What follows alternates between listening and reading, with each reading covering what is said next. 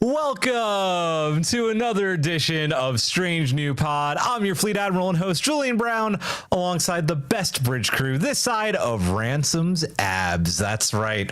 Ransom. lift. Vice Admiral Eric is here, ready with a much overdue. Can you just give me one, Eric, please? Okie dokie. Thank you, sir. Captain Hawk is here, avoiding Badgie in the holodecks at all costs. And Captain MC is here, helping me channel all my inner 10D energy with the cosplay tonight. Thank you so much. It makes me so happy. There she is. I always end up elbowing her by accident once a show. Welcome back to the Cerritos, guys. How we doing? Good. Excited to talk about Lower Decks. I watched Lower Decks too. again this week, which makes me always happy. So Lower Decks is the best. And if you haven't noticed, we have another very special Lower Decker on our view screen tonight. Lower Decks storyboard artist and assistant director for seasons 2 and beyond, Jean Kang. I'm just going to say this. As a collective member and as a friend, this is like ridiculously long overdue. Welcome, welcome, welcome. Hello, and thanks for my first and probably last appearance on the pod as everything goes wrong. No, Jean is right. She's already not welcome back because she's responsible for killing my printer. Yeah, I broke his printer. Yep, my printer died, so I'm blaming it on Jean. So I'm reading the outline on an iPad tonight. We'll see how this goes. It's going to be an interesting show. Like I said, Jean, it's overdue. We are celebrating 5 years of Lower Decks Season 1, but before we do that, we always ask new guests what your favorite Trek is, your favorite character, and your favorite episode. Okay, so I am a biased person. So my favorite Trek is Lower Decks.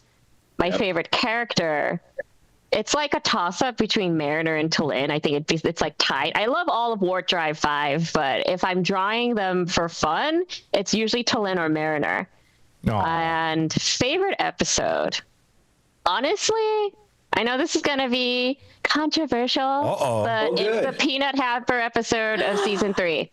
Oh, I love it. Definitely not welcome back. No, see, I just got myself booted out. But I love that episode because I'm so proud of how much work I did on it. And it was a fun episode to work on. I'm kind of a peanut hamper stan, so, you know. We got to have one. I'm taking Hawk with me when I leave. Good luck. He doesn't have his mobile emitter, so that might be tough. Okay, so Lower Decks was definitely the way you were going to go. I thought that would be the way it went. I'm happy to hear it. I'm a stan, and I'm biased, and I make no apologies. I feel like that's absolutely how it should be, so here for it, and that's what we're here to talk about. That's what I said. It is 5 years since the debut, not tonight, obviously, but like 10 weeks ago. We've been doing watch-alongs every week of Lower Decks Season 1, the 5-year anniversary, which is crazy. We started this pod right as Lower Decks was coming out. We're going to talk about that a little bit later. What is time? But we are celebrating the occasion with all of our favorite moments, all of your favorite moments, and how the show has held up, our initial reactions, how we thought it might go, and so much more, along with Jean, who is also kind of looking from the outside in because she didn't join up until season 2. So it'll be fun. Before we get in to all of that, though, I am going to bring the mood down for a moment. We're up, depending on how you want to look at it, because it's also, you know, a bit of a celebration. But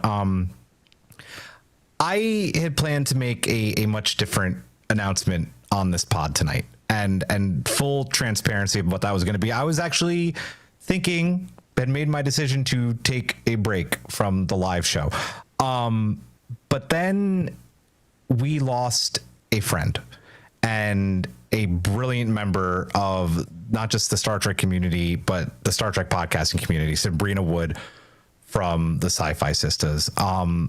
First and foremost, our thoughts are with her friends, family, and of course, our brothers and sisters at Trek Geeks and the Sci-Fi Sisters.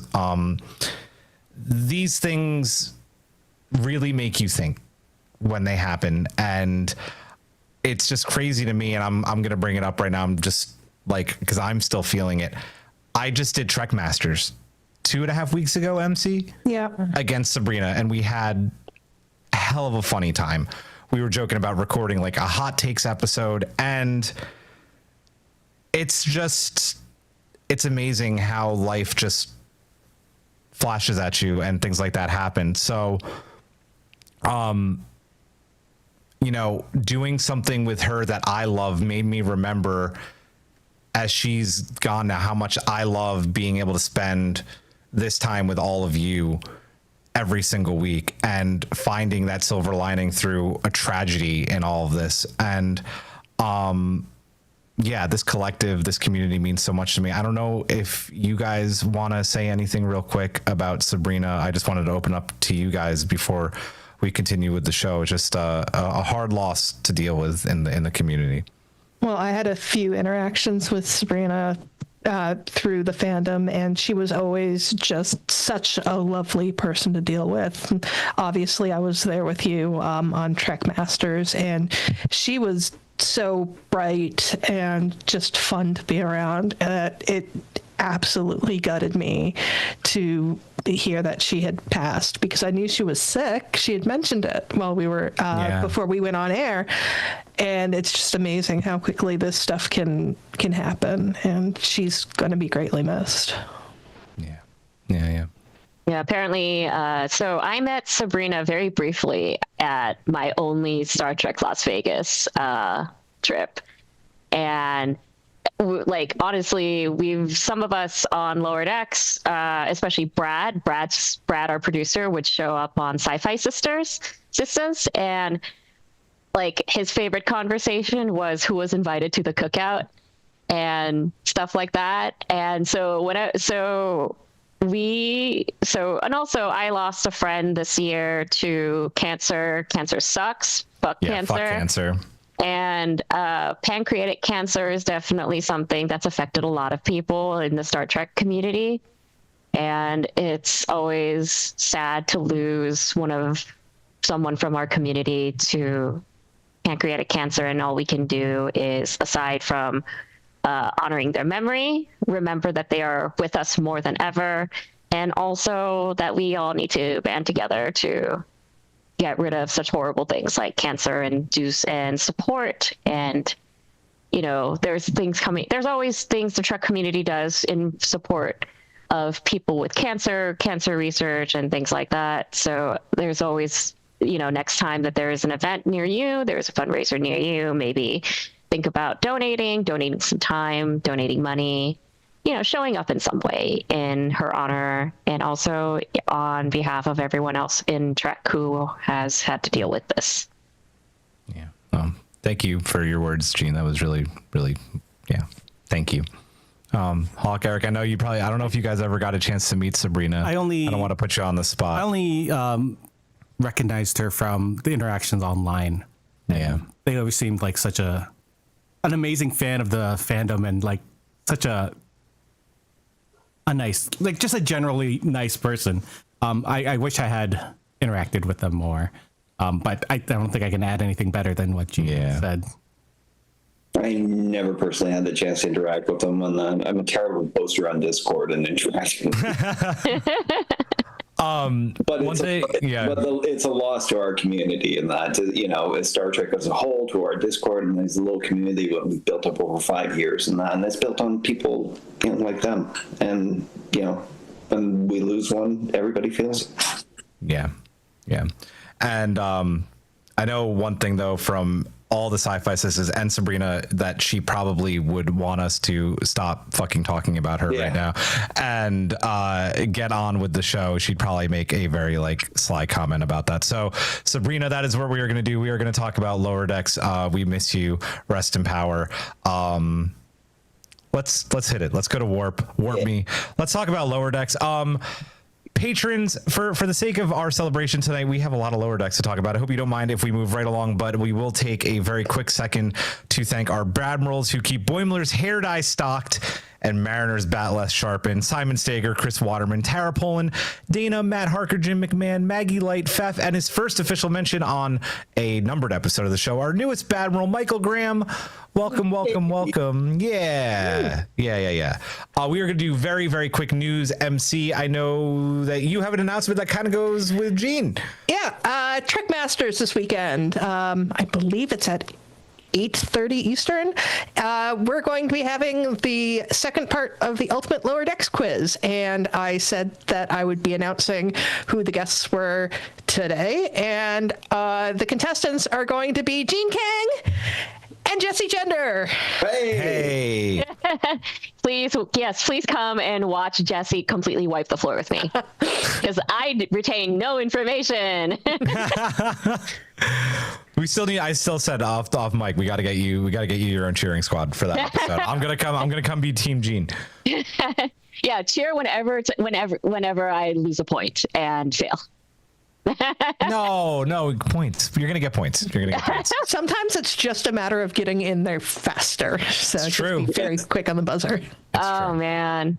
So really just hit the buzzer despite if I remember the answer or not. Yes. I've done it. Yep. I mean, this is going to be, Jesse, Giraffe, and another lower decker, Crystal, and I are playing Baldur's Gate together, and it has been so fun because Jesse keeps triggering all the traps and all the buttons, and Giraffe accidentally kills Giraffe somehow multiple times. Accidentally. Oh, man. So this is going to be another version of this. Nice.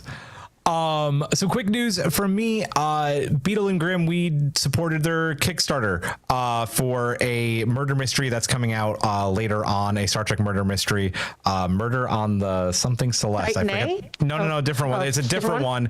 But they also sent us, if you back the Kickstarter, a copy of their, like MC just said, Murder on the Titan A murder mystery.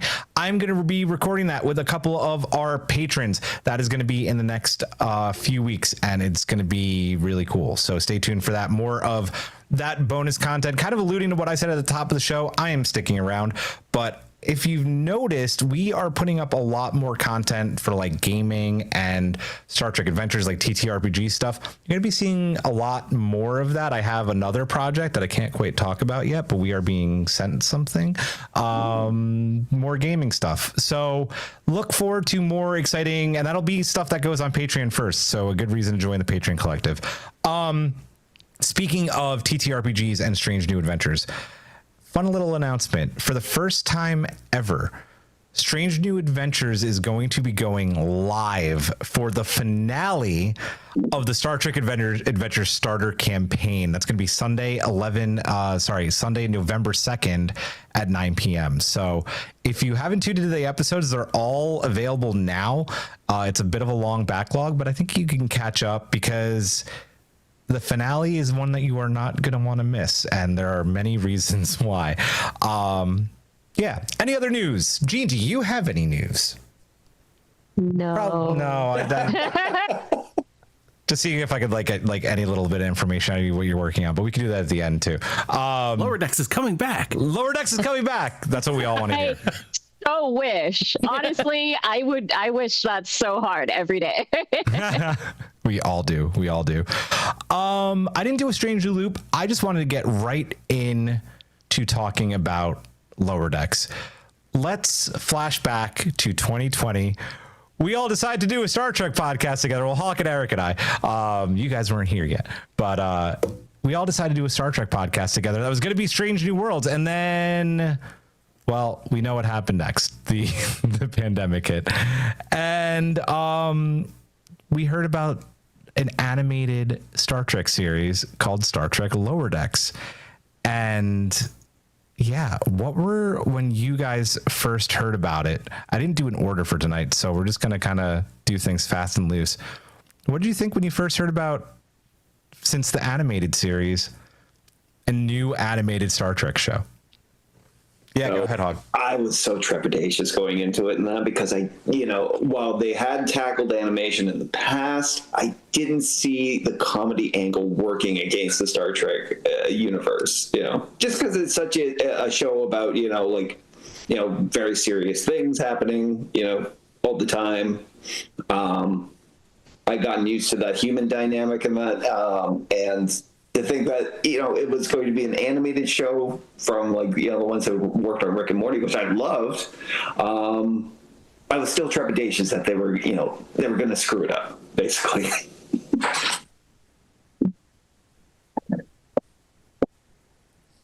Go ahead, Eric. No, You want me to go? Sure. Yeah. I was so excited. I was so fucking excited. You know, Julian knows, Hawk knows, Brittany knows, because me and Britt were fucking off the roof. We loved the idea of this. I was such a big fan of Rick and Morty. I really liked Solar Opposites, which had come out earlier that year from Mike. So I knew he could hit the comedy beats in sci-fi. And being a Rick and Morty fan, like, it's just layering on top of all these things, and add Star Trek on top of that. I had no fear at all. I just knew it was going to be good. I don't know why. I loved it.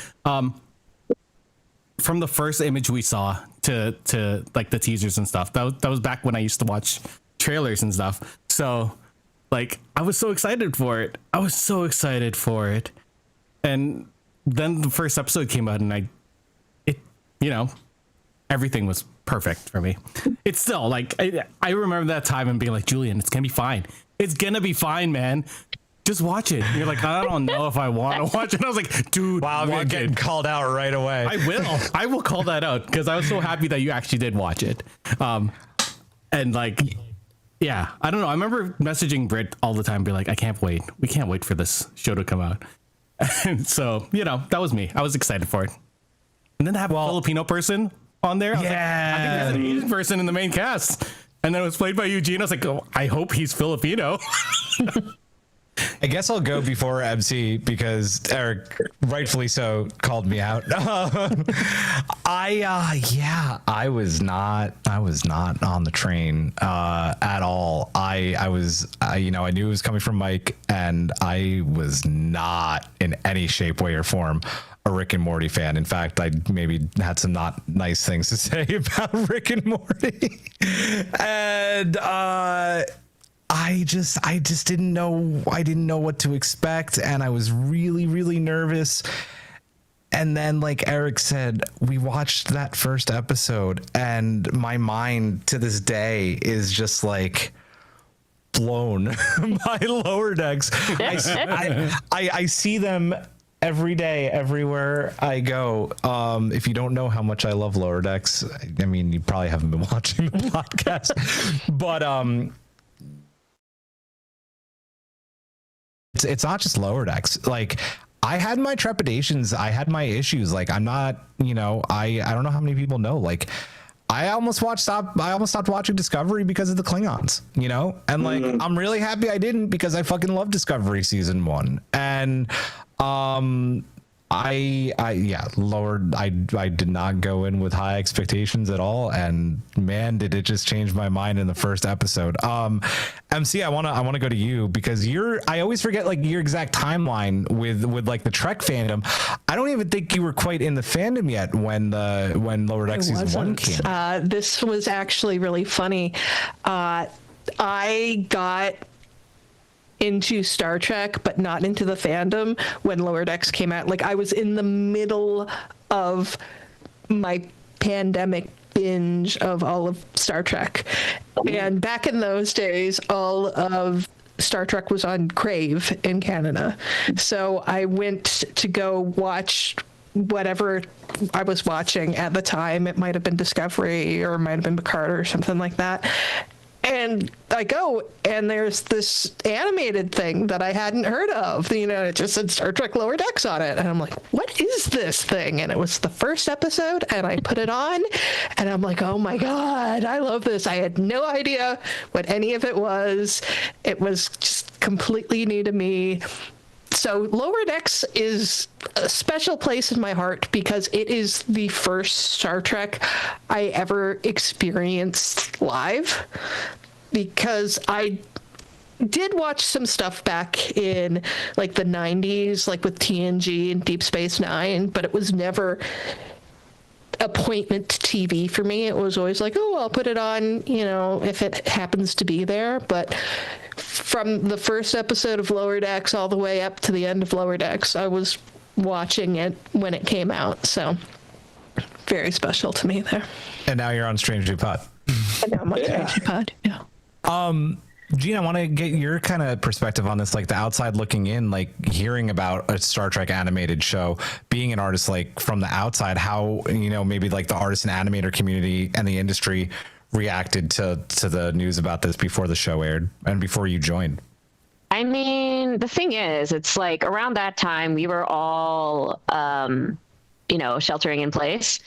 And so, like, any buzz about anything, I probably didn't hear, because I think all of us around that time were all kind of, like, concerned about the ongoing crisis of the world. Right. Yeah. And yeah, like, I actually didn't really know about Lower Decks until I saw that my friend Barry was going to be supervising director of season 2.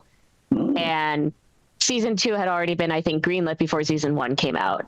So originally, the supervising director was Juno Lee, who is amazing, who was season 1's supervising director, and Barry J. Kelly was one of the directors, and then Juno left to work on, I think, Pantheon, and then, which, please watch Pantheon. Pantheon's amazing. And then Barry got promoted, which rightly deserved, because Barry is like one of the most amazing people I've ever known in animation. He's like a jack of all trades. He can edit, he can storyboard, he can design, he can animate, he can do anything. He's amazing. Also great boss, good friend. But yeah, like, I saw that Barry was becoming supervising director. I was looking for a job at the time, so I messaged him and was just like, hey, do you need an artist on show? I can basically, I'm just like, I can have jobs. And he's just like, sure, yeah, come on, let's set up an interview. Because Barry and I, we met each other at our very first jobs in animation, so we have a really long friendship.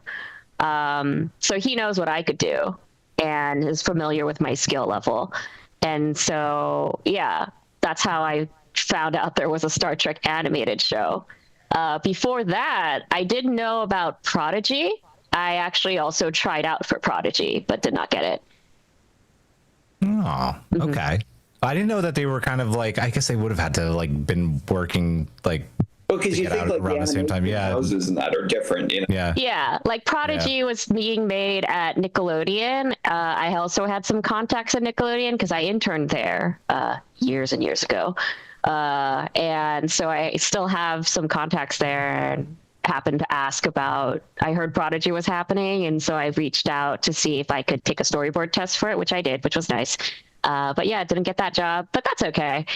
And was on something else, and then that was ending, so I was looking for another job at the time. This is the way animation always is that you're looking for your next gig when you're on your current gig, when the economy's good. Currently it's not, but like, yeah, like Lower Decks for me happened kind of right place, right time, right people.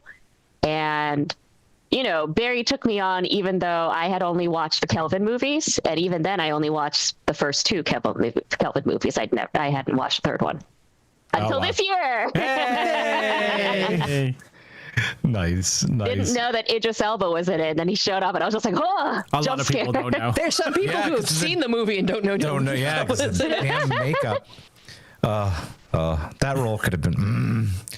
We should do another Beyond episode. Yeah, because I don't think you and I have thought about it enough. I like that movie. Right. I'm curious about your guys' answer to this, because I honestly don't remember like 5 years ago. Like even though we started this podcast, before we started the show, I wasn't very active in the Trek community, like on message boards or like Twitter at the time. Do you guys remember there being any kind of like split, like fandom split over like, comedy, animation? Is this going to work? This is the first time Trek's doing this. Is it going to be like making fun of Trek? Like, do you guys remember seeing any of that? Because like, I don't, but I'm sure like it existed. I remember Twitter because Twitter was and is terrible. So I remember there being a big, oh no, animation again, and then people were shitting on the original animated series. Yeah. How dare they? And which I still haven't seen. Yeah, and then they're like, comedy, Star Trek, come on. Like there was a lot of that, but it was a lot of those old gatekeeping like Trek fans that I usually just look at and then I block. So, you know, it was that type of thing. Yeah. Yeah, that's pretty common for most fandoms, I've noticed, especially having worked on reboots. A lot of my work has definitely been on like reboot shows because that's the way the economy is these days. So that's the stuff that gets greenlit, you know, like that's what happened. And so, of course, there's always going to be someone who's upset about something that is going to change whatever. But, you know, it was all, so I've actually learned very early on of don't read the comments and don't look up anything you work on.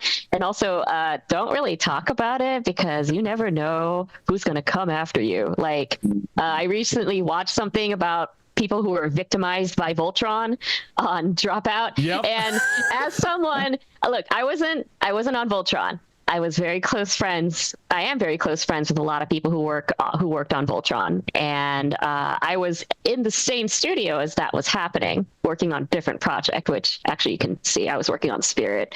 But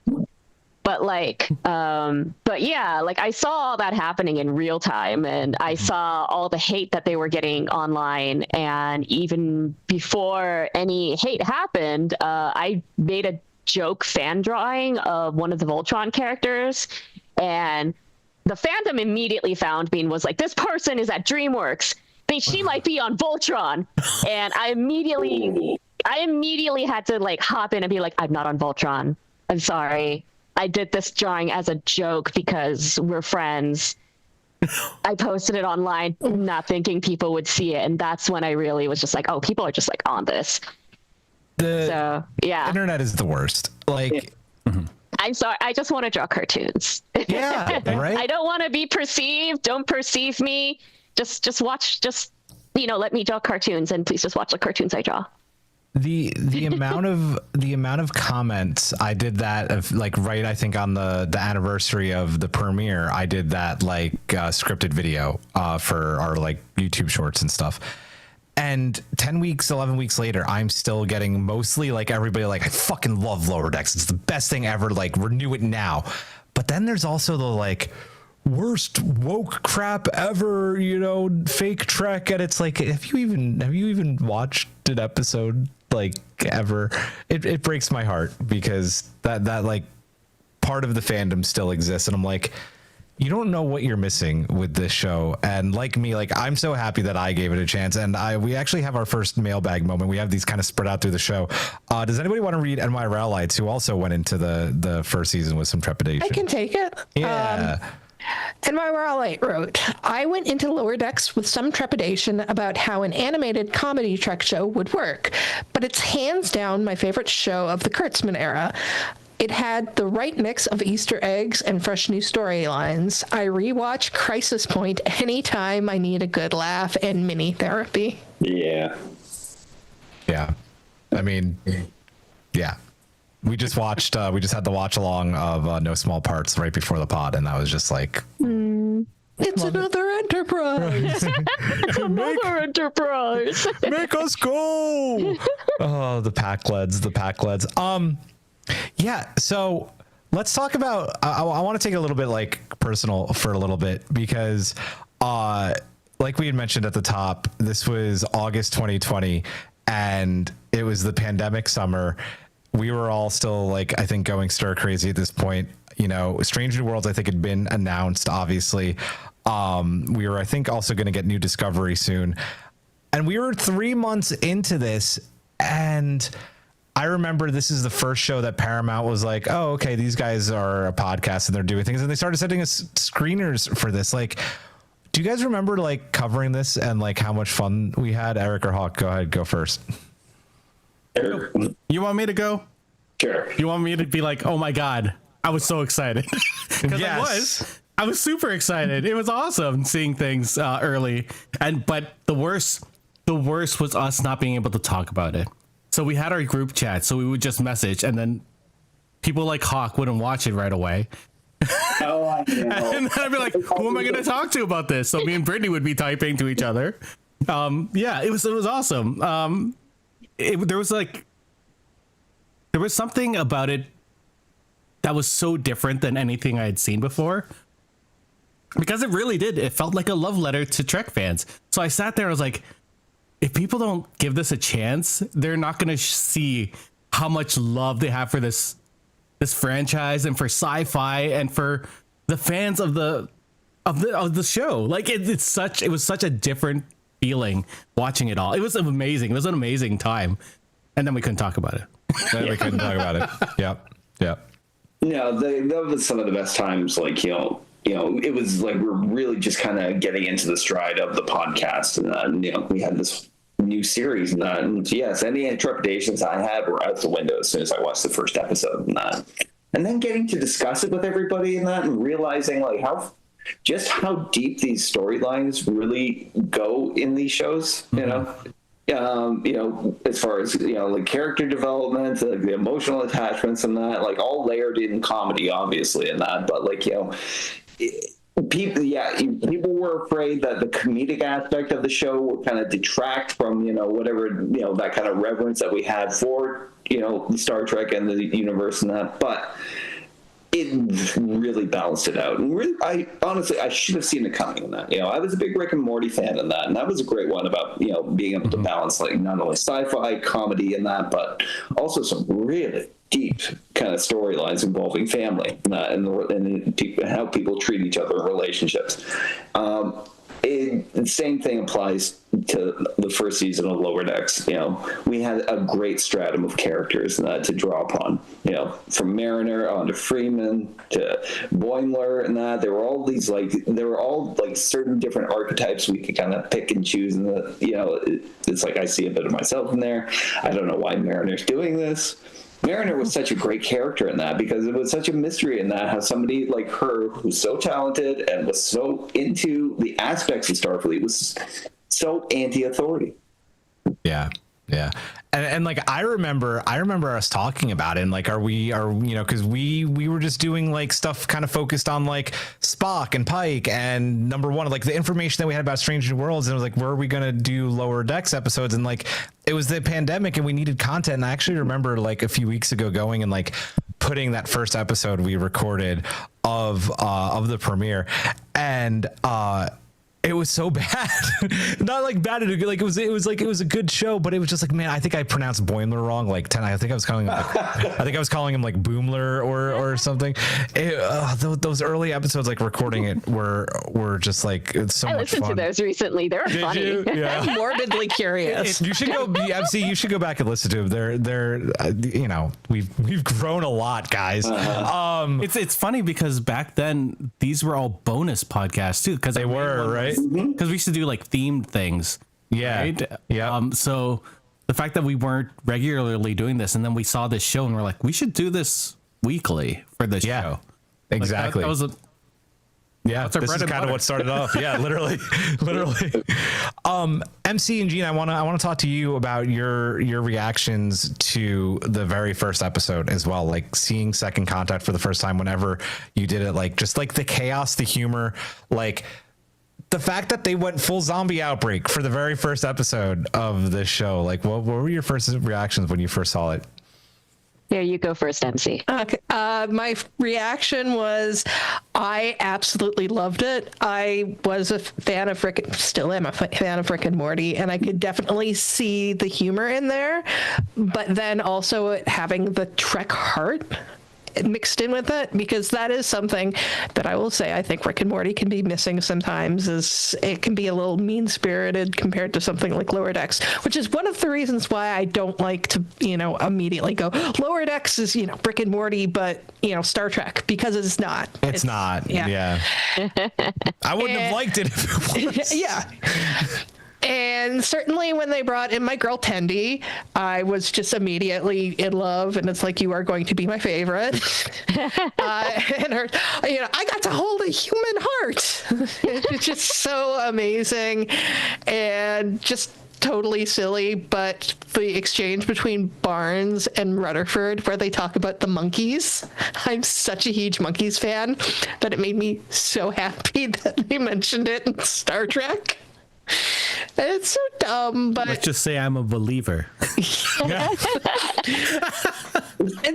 just the humor just worked so well, because it was obviously made by people who had such reverence for Star Trek that they didn't mind poking at it, which is always just such a fun thing. Like,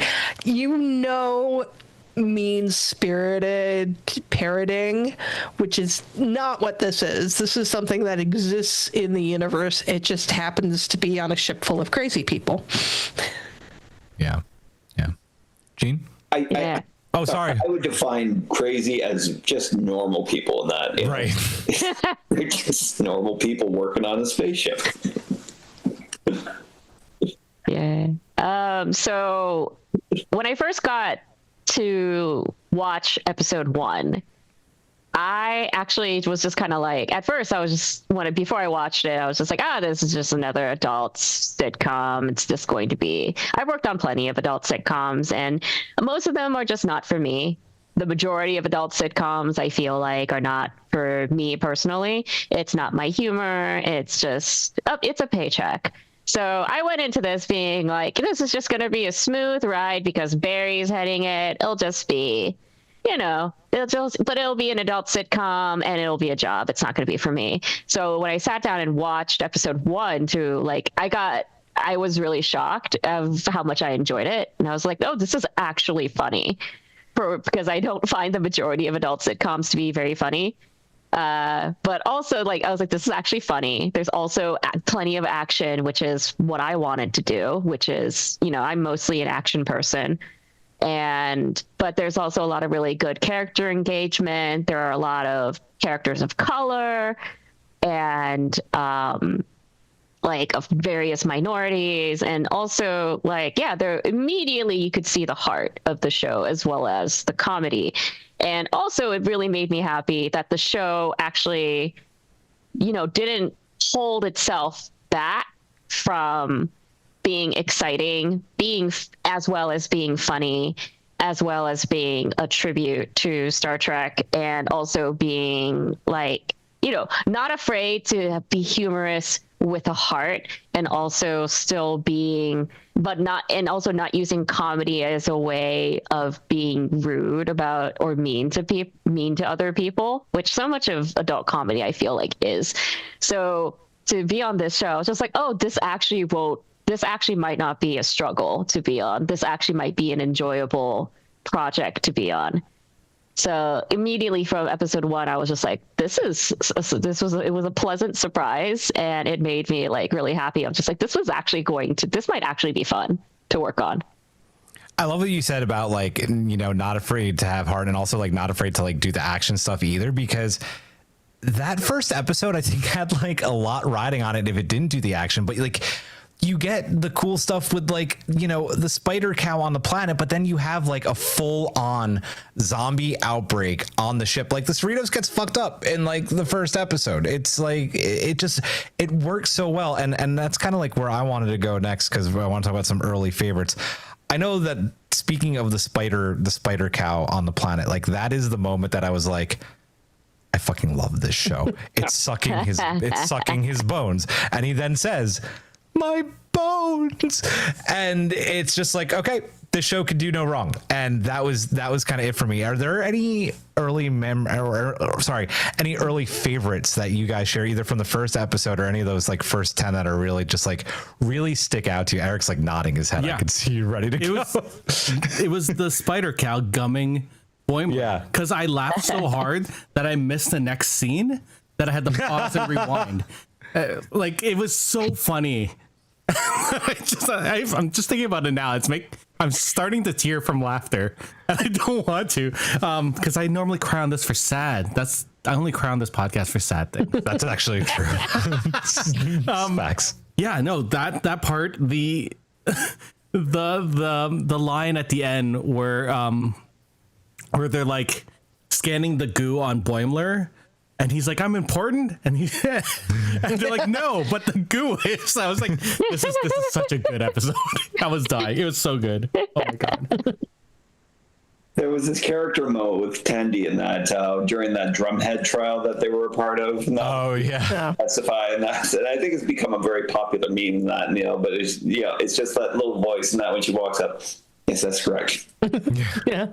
I don't know why it just like that made me laugh out loud harder than some of the other stuff. And that it's just. You know why, Hawk? I feel like that moment, I love that moment, is a little bit like of a fourth wall break because it sounds like so much as like almost like more like Noelle than it does like Tendi for a second there. Yeah. You know what I mean? Yeah.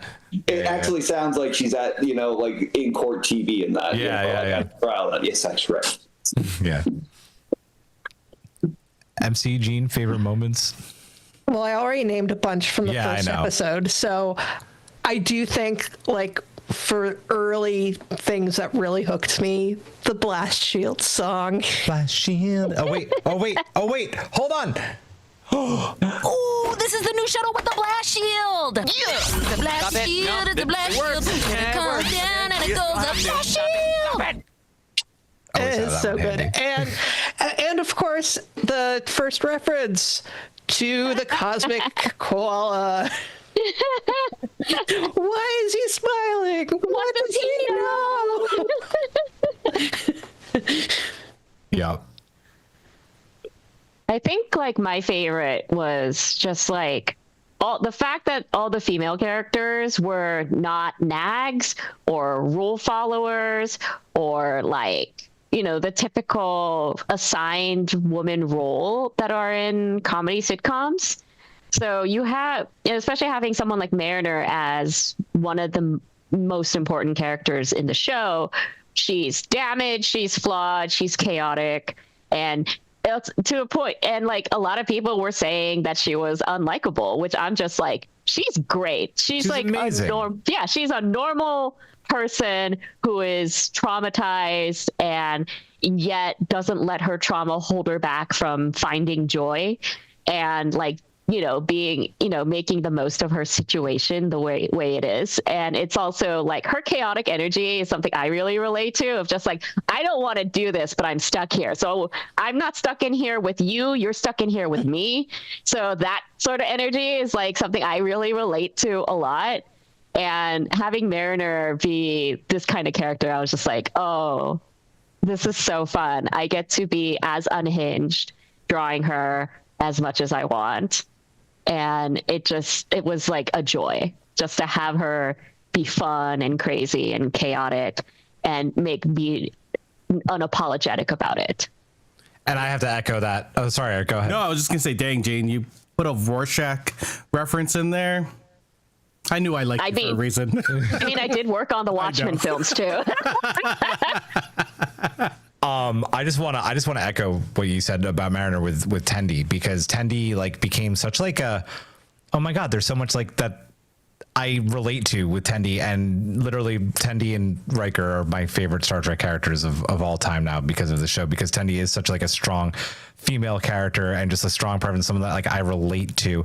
Obviously MC as well. I mean, even with things that like I don't relate to, like she's still just like the most amazing character in television, just for the cleaner moment in season 1, like it gets me every time. One of the things I had listed in our outline and I was about like memes. I remember Brittany would just like make memes for us to advertise the show. One of them was like the cleaner. We had a lot of Tendi memes early on for a good reason. So it's a great point. Yeah. I remember before we even reviewed the first episode, you really liked the moment at the end of the first episode where Tendi and Rutherford were talking, and he was saying something about how the date didn't like a science thing that they were doing, and Tendi was like, what? How could they not like that? Yeah. And you really attached yourself to that point. And I remember I'm like, he's going to like this character a lot. Yeah. Tendi is really the definition of the meme cinnamon roll who could actually kill you. Yeah. Yeah. Legit. She doesn't want to kill you, but she can in multiple different ways. Yeah. I'm going to save this question because I have it kind of similar in the next section. So we're going to just move on to our next section here. Lower Decks holding up. It's 5 years and 4 seasons, 5 total seasons. This is maybe a silly question, but I'm going to ask it anyway because I've just gone back with the Discord Collective and watched it for the past 10 weeks. But does season 1 still hold up? Does it still hit? Yes, it does. Yes. Like spoilers. The humor surprisingly still is not surprisingly, but it's still valid today. Like, it still hits as much as it did then. It's also super rewatchable. Like, I don't generally rewatch seasons of TV unless they're like Lost and stuff like that. But Lower Decks is a show that I can just put on anytime and I'll be happy. Yeah. If it's on TV, although Canada TV is terrible, if it's on, streaming somewhere, I will just pop it on. If an ad or a little thumbnail of it is there, I'll be like, yes, I will watch Lower Decks now. It's such a good show. I can watch it around my kids, which is nice. Not everything I could do. So it's so well made that it's for everyone. Even my parents watch it. Like, come on. Old Star Trek fans. Yeah. Hawk.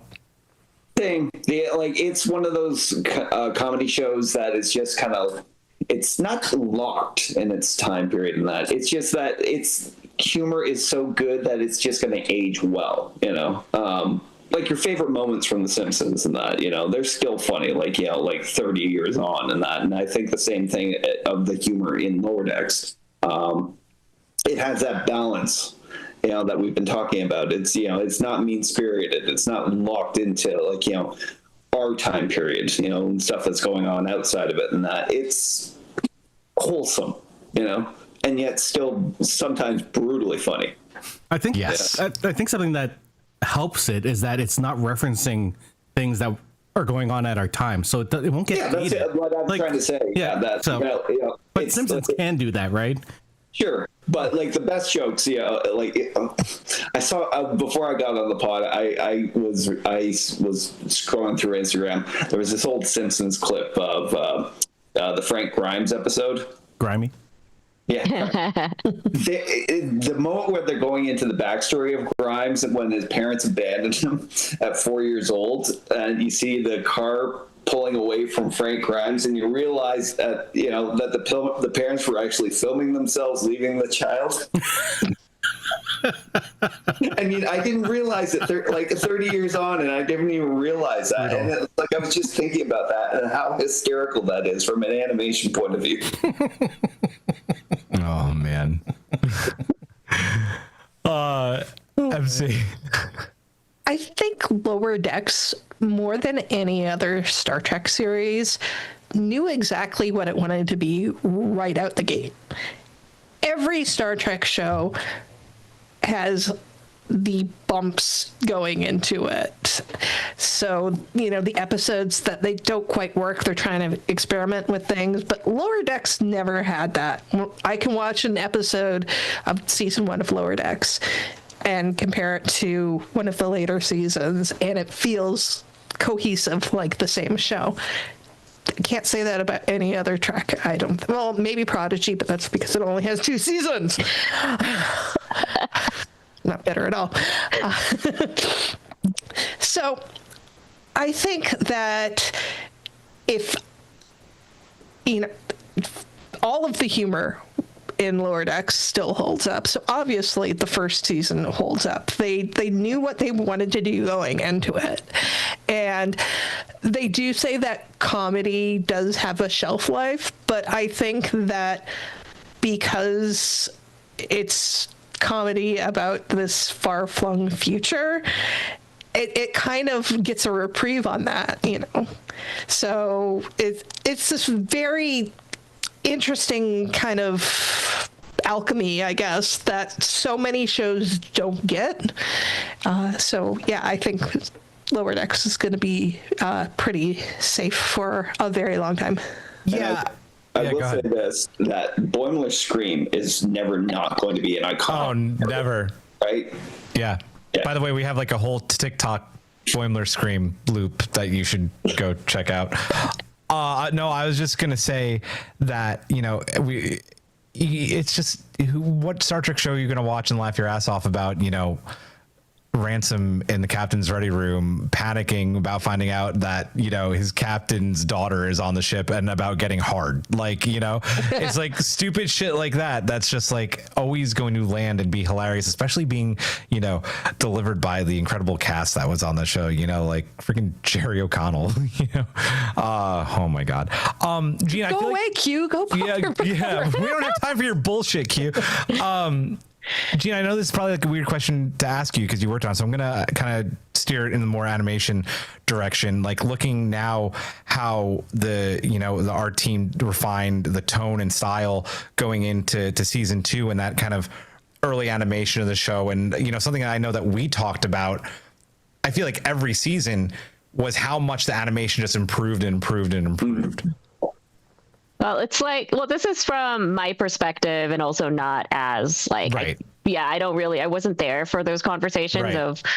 of, you know, what changed and stuff. Like certain things are a little bit more obvious, like pupil sizes changed really, like season 1 and 2, I think had larger pupils. And then from season 3 onwards, we went up with the smaller pupils, which I think was made to be a bit more clearer.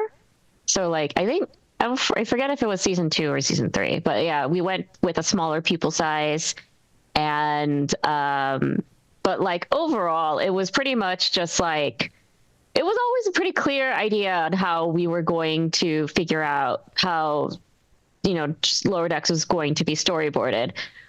We were looking at mostly like Next Generation and how they set up their camera shots and things like that. And with season 1, it was pretty much pulling away from season 1 to season 2, from what I know.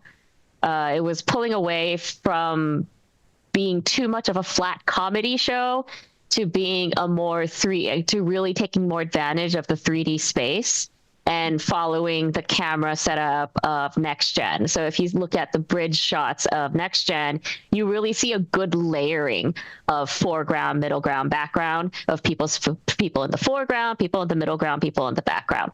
And so trying to impose that more kind of a deeper staging so that we have more dimension and depth in the shots, and trying to really just emphasize more that these characters are real, the space is real, the situations in comedy are real, and pulling away from making it too flat of a comedy show when we have this whole dynamic story and space for them to explore.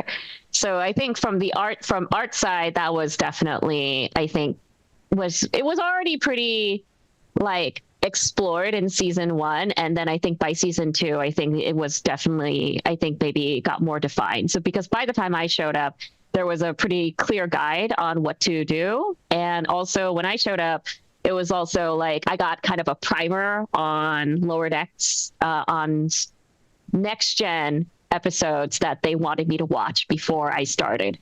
So like it was required view, like watching the Lower Decks episode was required viewing. Oh, cool. Yeah. So like that was like the first episode I watched, and then went back and started watching TNG as I was working on the show. And yeah, that was a lot. I think a lot of people went through similar things because you know, there were definitely hardcore Trekkies who were on the crew, and there were definitely people who were new to Star Trek that were on the crew.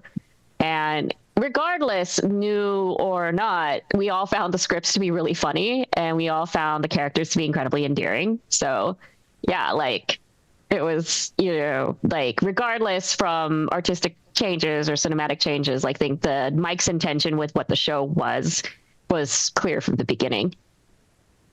Yeah, no, I mean, I think that's very clear, but like, yeah, I want to go back and kind of like look at that now and see how that like changed and gave it like that more TNG feel. Cause I feel like that's not the stuff that I noticed. I noticed more just like how much like detail that you guys put in from like season 2. And I'm sure like a lot of that goes with like budget as well. Like, you know, I don't know how much, if you guys had your budget increased or not, but I don't know. It seemed to us every year that like it got better and better and better. And you mentioned, you know, going from flat comedy into, you know, this, you know, bigger story. And that's the next thing I want to talk about is the crazy character growth that we got in season 1 of this show, right? Because you had all these different dynamics. You had, you know, Mariner and Boimler's arc, and the arc that only we're supposed to know about between Mariner and her mom, right? You have Tendi and Rutherford's relationship. You have all the other like supporting characters. Like, what did you guys think about going into this series and getting those when, you know, this was like a 25-minute comedy that we're getting all of these different story beats and like relationship building? Eric. Sorry, I'm just doing something in the chat. Just one sec. Yeah. Hawk, you go. It's really, I don't know. It's hard to define. You know, you're so getting used to certain characters and their little next, you know, ticks and mannerisms throughout the season. You sort of had these wishes about where the relations will want to go. I know people were really pushing for Tendi and Rutherford and that in the beginning, of course, you know. It's me. Yeah. It's G. Oh, and it's G too. Not just, and it wasn't just me either. Not that we got any say. We don't. None of us get any say. But also, we were just like, but what if they... Because they just seemed so perfect together. But again, that was like they were almost a little too perfect for each other in that, you know, they're both, you know, passionate about what, you know, their sides of the ship, and that Rutherford with engineering, Tendi with, you know, her newfound love for health sciences. I did love the way Mariner and Boimler's relationship was going, you know, and because they were just so, you know, opposite of each other, you know. And them finding middle ground throughout the entire first season was, you know, that relationship was a joy to watch. Yeah. I also ship Tendi and Rutherford, to be honest. Let's be honest. I love that relationship. I liked where they went eventually, but I really liked Mariner's journey in the first season, especially when she meets her old academy friend. Girlfriend? Was it? Yeah, I can't remember the episode, but I remember her. Amina?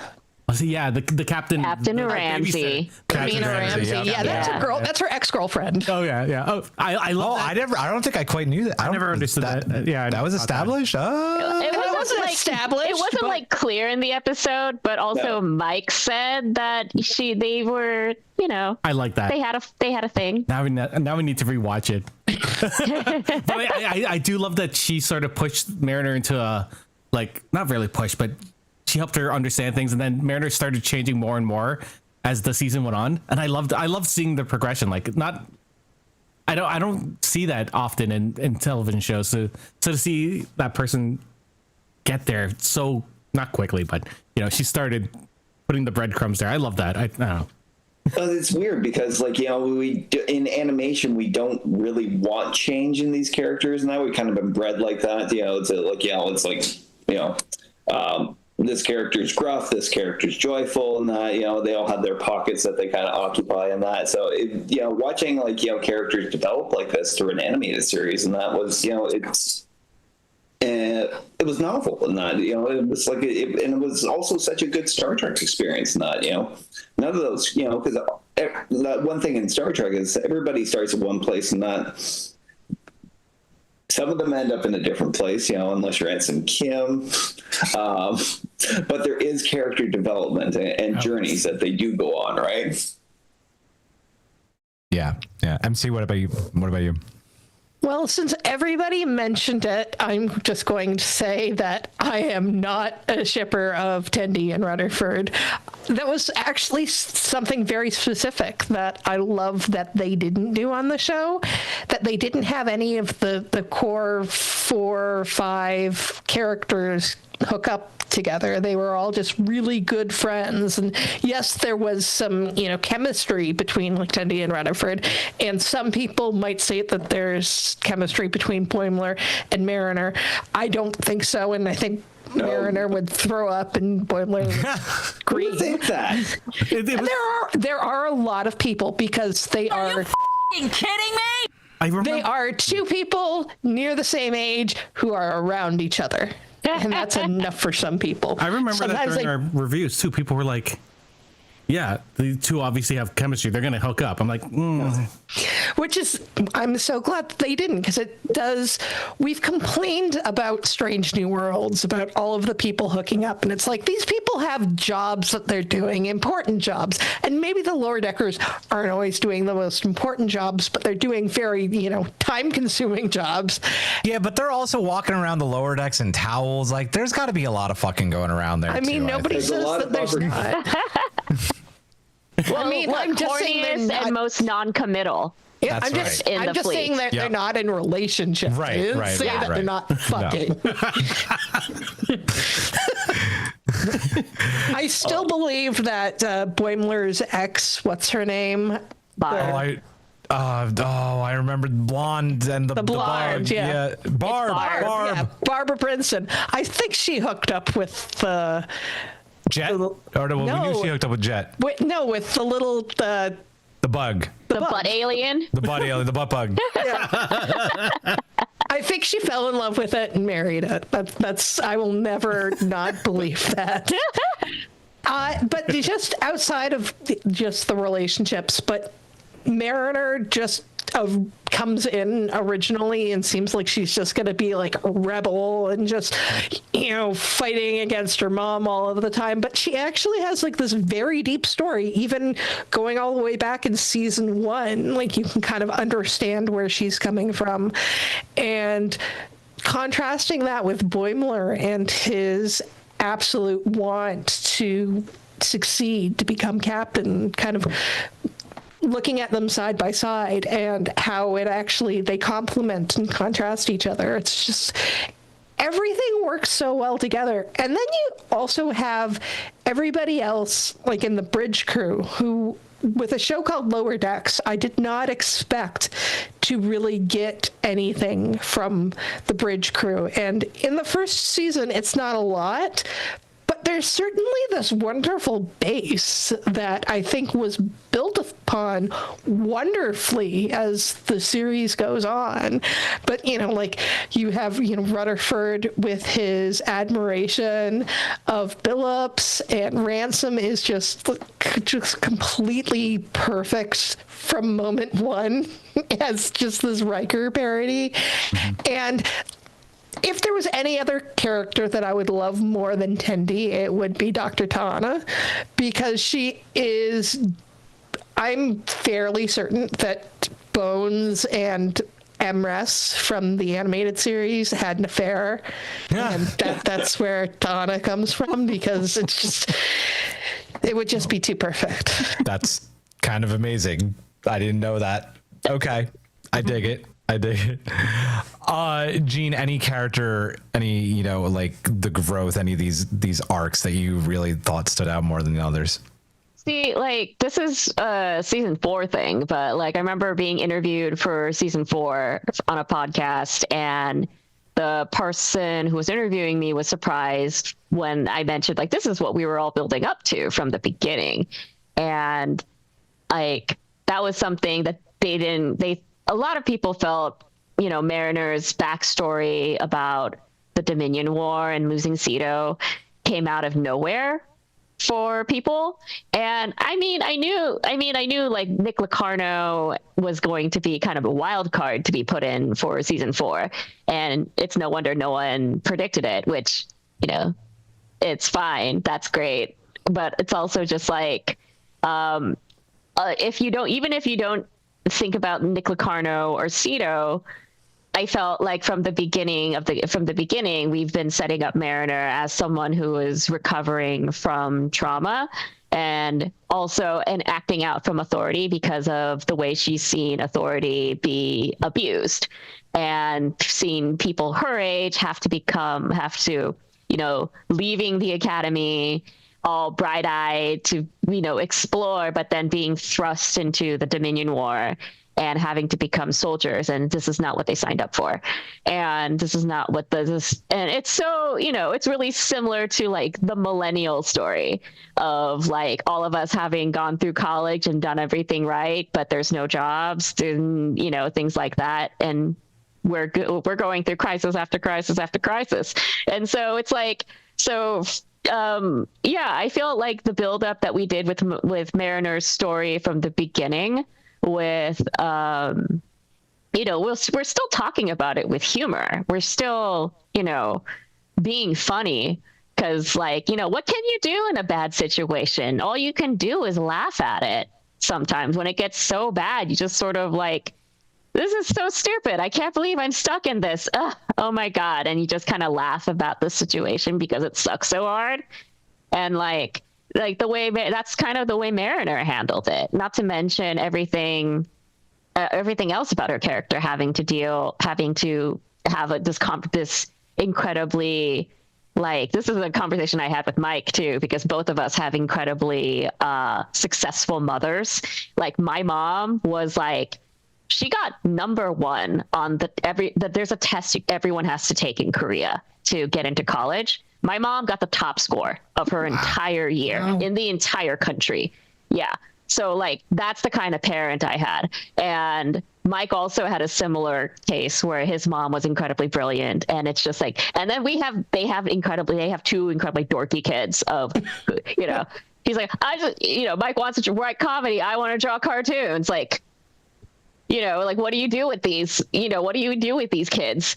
So it's like, you know, Mariner having had, you know, her dad's an admiral, her mom's a captain, probably 2 incredibly ambitious, intelligent parents, and having to match up to that on top of everything else she goes through. No wonder she decides that she's going to reject authority and, like, feel that authority has, you know, betrayed her instead of the system keeping her safe. So, like, especially, so the whole build up to season 4 with her learning that Starfleet can actually not suck, but still it's still important for her to question the system, because the system is imperfect, and people questioning the system brings it closer to the system that the people need. So that was always the message from the get-go. And I think it's also pretty clear because like, the first episode I had to watch to work on the show was Lower Decks. So the first episode I had to watch of this incredibly funny comedy for working on this comedy show was probably the saddest episode of TNG. So oh my God, it was. Yeah, it's so sad. It sucks for Cito. And I sat there and I was just like, I have to draw a funny show after this. I am shocked to hear that people were surprised by Mariner's backstory. Thank you. I was literally going to say the same thing. Yeah, because it seemed incredibly obvious to me. Like, because even back in season 1, like I mentioned, Barbara in that episode, Cupid's Errant Arrows, I believe is the name. Yep. They have the flashback where Mariner is on Deep Space Nine and has one of her friends killed, and it's done very humorously, but it obviously has scarred her terribly enough that she's going to stalk Boimler's girlfriend. And while we don't find this out until season 2, you know, she talks about having to replace Worf's mek'leth, and Worf was only on Deep Space Nine for a very, very short amount of time, and that short amount of time is the entirety of the Dominion War. So it's I mentioned it many, many times before it came up. It's like that Mariner is, I think even before I was on the podcast, I was just like, Mariner is obviously traumatized by the Dominion War. So yes, the whole Nick Locarno thing was a surprise, which is actually really nice that they were able to surprise somebody who had kind of knew where they were going. But yeah, no, it was there from the beginning. Yeah, especially like, oh, sorry. No, go ahead. Yeah, like, you know, it's the things we put in with General Corinne and the whole off the book stuff that Mariner has done. Mariner talks constantly about all the things she's been through, you know, Yeti shoes and all that, you know, sentient cave. And it's not her, like, you know, she's not being funny. She's being completely serious in the moment. It's just that the situation is funny. That's the subversion of everything of the comedy of the show. the comedy is subversive, and that's what I feel like. That's also a reason why the comedy still feels relevant to even now, even after 5 years later, and it'll probably still feel relevant because it's the situation. It's a subversion of the situation. That's the comedy of the moment. Yeah. And listen, like, you know, Lower Decks, I mean, Star Trek in general, Star Trek has made me cry for whatever number of reasons, but like Lower Decks, obviously not really the show meant to do that, but man, when that news about, like, you know, like comes through and the whole thing with Ceto happens and you get that flashback, that's the first time Lower Decks made me cry, and it was earned. So I didn't know that there was kind of like some flack for that either, because I remember like we all had crazy reactions to that, like the same reaction, like, holy shit, this is like huge, but not unexpected. And I remember our collective, I think everybody was into it. So yeah, I didn't know. I think the biggest thing was just math to try to figure out how old Mariner exactly was. Yeah, that was really funny. Seeing that conversation of like, that was the takeaway. I was just like, oh, okay, I guess. How long has she been bucking authority, right? Yeah, it's like, how old is she? It's like, she's 30-year-old ensign, and I was just like, what's wrong with that? Yeah. There's nothing wrong with it. Nope. Yeah, no, like a lot of people get into work in animation after working in different careers, and so I was just kind of like, that doesn't happen? I'm in my 40s and I'm still trying to figure out what the fuck to do with my life. Hey, same. You know, talking about how Star Trek has, I think, at one point or another made all of us cry, I think. I want to talk about how Lower Decks and season 1 especially was coming in like at a, you know, this kind of the start of the golden age of new Trek, right? We had it with the launch of Discovery, and then for better or for worse, we had I know what you're talking about. I know. We had Picard season 1 and then Lower Decks comes around, but then after Lower Decks we get Prodigy, and then we get Strange New Worlds, and I am sure that there's another Star Trek show that I'm missing. I don't think so, hopefully not. I feel like I always miss one. It's like, you forgot that one. No. How does Lower Decks fit into all of this? Is kind of like, we're looking back at it 5 years now, like its place then in 2020, and especially now with, you know, whatever people feel about Strange New Worlds or the final season of Discovery, like what is, you know, Lower Decks in the general Star Trek tapestry? Eric? I'm trying to think of what season Discovery was on at that point. I think it was close to season 3.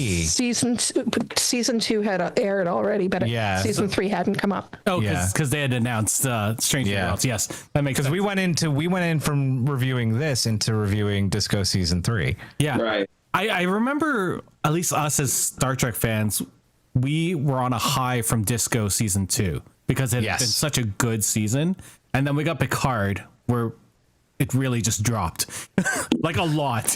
Like we were not happy reviewing that. I was angry. We were actively upset. I need to listen to these episodes because I want to hear Angry Hawk. Oh, like I heard, it's great. Yeah, I heard at one point Hawk dramaed out, and I was just like, wait.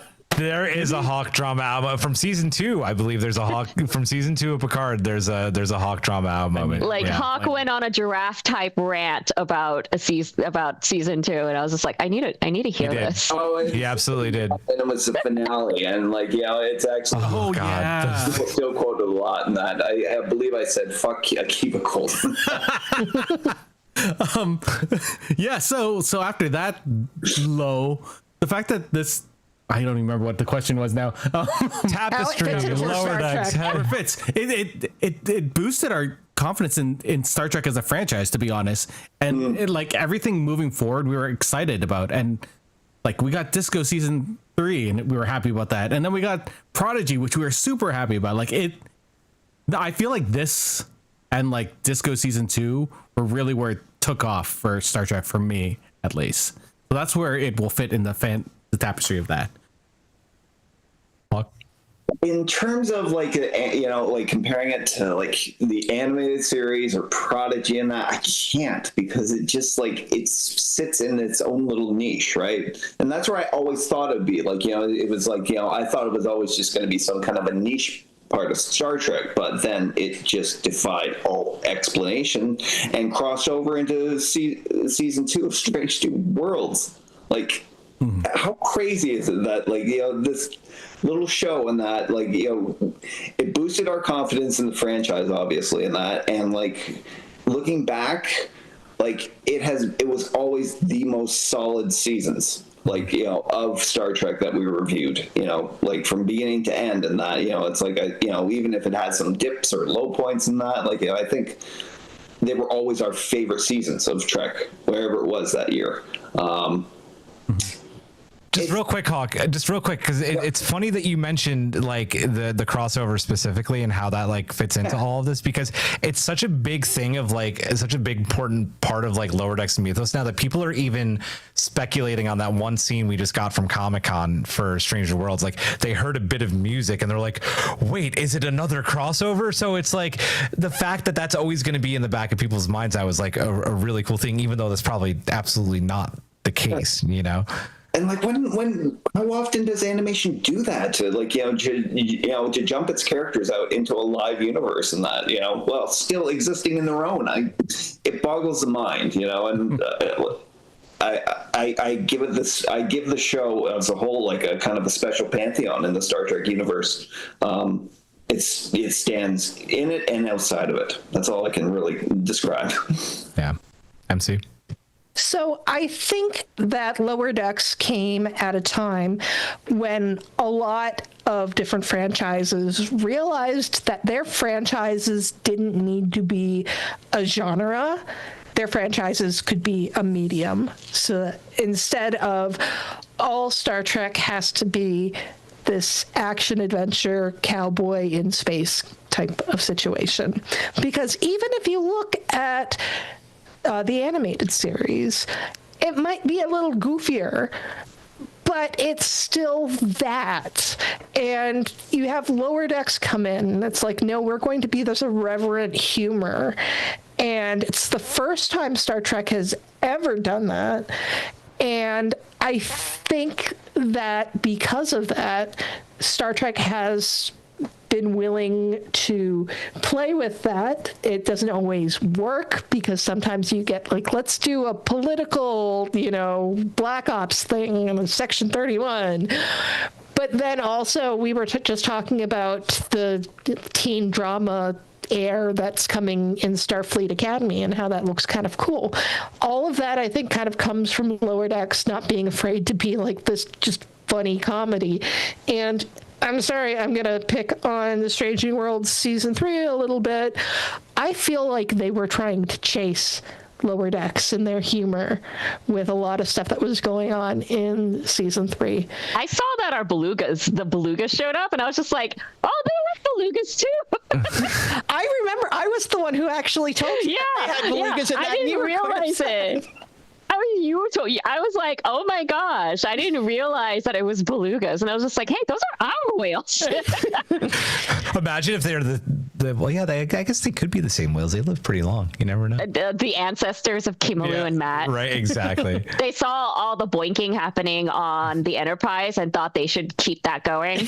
It's like, we need horny on a starship. Yeah.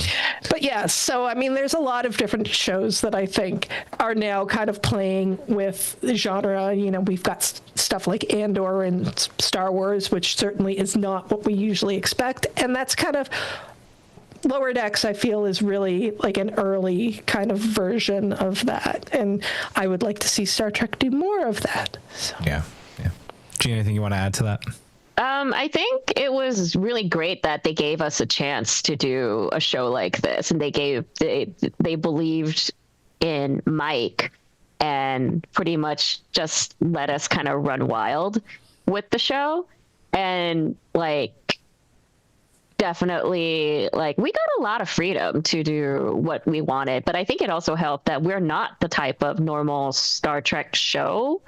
We're animated, we're a comedy, and so I think having us there to bring another dimension to Star Trek, I think is, just makes any franchise much more rounded, can attract more different kind of audiences. Because like I said, I never really watched Star Trek before I came on, and I got to really enjoy and now I love Star Trek. And Now you're stuck. Now I'm here. I live here now. And, having worked on Lower Decks and having also, like, I was watching TNG as I was working on season 2. And at some point, it intersected in a way of like, I was just like, when the Packlet showed up, I was like, I know what those are. I just watched the Packlet episode. I understand this reference. So I was like, I get it now. And it's also like, it's great to see, I hate to hear other people who are, old Trek fans. Like, a lot of my friends' dads got really excited that, I'm working on a Star Trek. So that actually got them to get Paramount Plus accounts. Nice. And they're just like, Gene's on a Trek. Well, I have to watch that. Oh. So like multiple friends' dads got real excited that their daughter's friend was working on a Star Trek. And so it's like they are tangentially connected to Star Trek in some way. And like my uncle in Korea is not a big science fiction is not a big genre in Korea. Fantasy is actually definitely more. So a physicist like my uncle is sort of a lone science fiction fan. And so he loves Star Trek. So he found as much Star Trek as he could get in Korea. Apparently Enterprise never made it over there, which is interesting. So the person who was most excited that someone was that his family member was on a Star Trek was my uncle. And like, the thing is, the English is too fast on Lower Decks, so he can't understand it. And also there are certain things that I don't know if I want my family to watch. Like the Mugato episode, which I'm just I don't know if a bunch. I don't know if a bunch of old Koreans can watch, all the different orgies and male pregnancies, and which honestly I drew those. Yeah, like I didn't do. We love you for it. Thank you. Do. Yeah, no, I storyboarded the Ix the orgy scene that Mariner walks into and then shoots herself out of the airlock for. Like, I did that. And might be the horniest scene in Trek too. Yeah. The Verugament sequence in season 3, episode 1. Yeah, of all the different aliens having sex on top of the Cerritos. Mm-hmm. And yeah, Rutherford's male pregnancy and birth. I did that. And yeah, so it's my favorite episode of Lower Decks. Thank you. Watch that on the big screen. Yeah. Yeah. Oh man, I wish I got to watch it on this big screen. That'd be fun. That would have been fun. But yeah, like the first version I did of that apparently was too much, and they told me to tone it down. I love that. They even warned me beforehand. It's like, Gene, don't make this all House of the Dragon. Oh, Jesus Christ. C-section. And I didn't, and it still was apparently too much, and so it got even more toned down from from my original version, which I didn't think was that bad. I love caves so much. But like, demo reel. Yeah, no, that was really fun. That was really fun. Yeah, so if anything, I remember we talked about this in the Discord of like Lower Decks is definitely different from all the other Treks because we are a comedy and we are an animated series. We're an adult animated series, which so it doesn't shy away from certain things like sexuality and conversations about intimate relationships and stuff like that, as well as, I guess, violence. But also I think we're there to add a little extra spice to the party. We're the drunk aunt in the corner having, the cool aunt that's drunk having fun. I always think of almost another kind of meta moment and breaking the fourth wall is Boimler on Ferenginar sitting in front of the TV and just watching the commercials and the Paramount logos behind it. It's moments Top like that. Landlords. Yeah. The first show that it actually admits that the holodecks are just for fucking. Yeah, right. They do that. Oh yeah, they do that on It took one episode for them to do that. That's a great transition actually, because You know, we've already talked about some of our season one favorite moments, but I wanna get into some more. I want to specifically kind of go round table, talk about everybody's favorite comedy moments and emotional moments and Easter eggs from season one. I'm gonna kind of reverse the order this time. Jean, I want to talk about maybe a favorite comedy moment from you from season one, maybe one we haven't talked about yet. Oh man. I mean, I think the whole Vindicta is really funny. Especially like since Mariner really, it's like, you know, it's the whole tragic comedy happening at the same time when Mariner has a whole little voice that she does for Vindicta, like I am Vindicta, and then she's like goes off and, you know, the whole I think she reads The Tempest or something at one point. Yeah. At one point, and she's like so off on her bender because it's holodeck. There's no consequences. And she's just like really exploring her feelings and really being present in the moment. And that, you know, makes for some extremely good comedy, but also she ends up hurting Tendy's feelings for that. But yeah, like I think Mariner, like I am Vindicta voice is just like the funniest thing. And like, cause she's you know, she's a cheesy villain and she's embracing it. Let's see. There was another question. I forgot. No. We'll come back around for those. Okay. Yeah. MC, favorite comedy moment that we haven't discussed. I mean, just to tag onto that one, the whole Shempo thing is brilliant. Oh, it's supposed to be played by Boimler. Because it works on just so many levels. Because I mean, it's like a reference to the Three Stooges, but then also a reference to was it like the Evil Dead movies, and a reference to Zahn, who is a character who's never even actually been in Star Trek. So it's just so brilliant, and all of Crisis Point is just perfect. Comedy favorite moments, I will always remember how I just fell down laughing when they revealed who the most important man in the galaxy was. Yes. Awesome. Were we wrong though? No. Absolutely not. No. That's perfect. Hawk. Oh, favorite comedy moment has to be with Badgie's introductory episode. Damn it, Hawk. I know, but it's specifically at the end when Rutherford is trying to get away from him and that, and using the Himalayan program and the stairs and that to try and tire him out. And at one point, Badgie is running out of evil things to say, or he can't think of any more evil things to say to him and that, so he just tells him that he's going to cut off his foot. And I can hear it in Jack McBraier's voice, it still makes me laugh. I'm going to cut off your foot. Man. Eric. I have two. So in Crisis Point, there's a moment. I know, Julian, you love this moment too. It's where they do the long shot of showing the Enterprise, or showing the Cerritos, the motion picture. And it just keeps going and going, and I'm like, this is perfect. And I just giggled because I love that, and I know how much people hate that from the motion picture. So seeing that made me just die of laughter. Also in Veritas, when Rutherford's relaying his story and he keeps on cutting out, and then he jumps to the next section and the next section, and Gordon Wedding, like the fact that he's freaking out. Gordon Wedding. He's freaking out the whole time and just progressively freaking out more. Eugene Cordero, just warms my heart. That just so funny.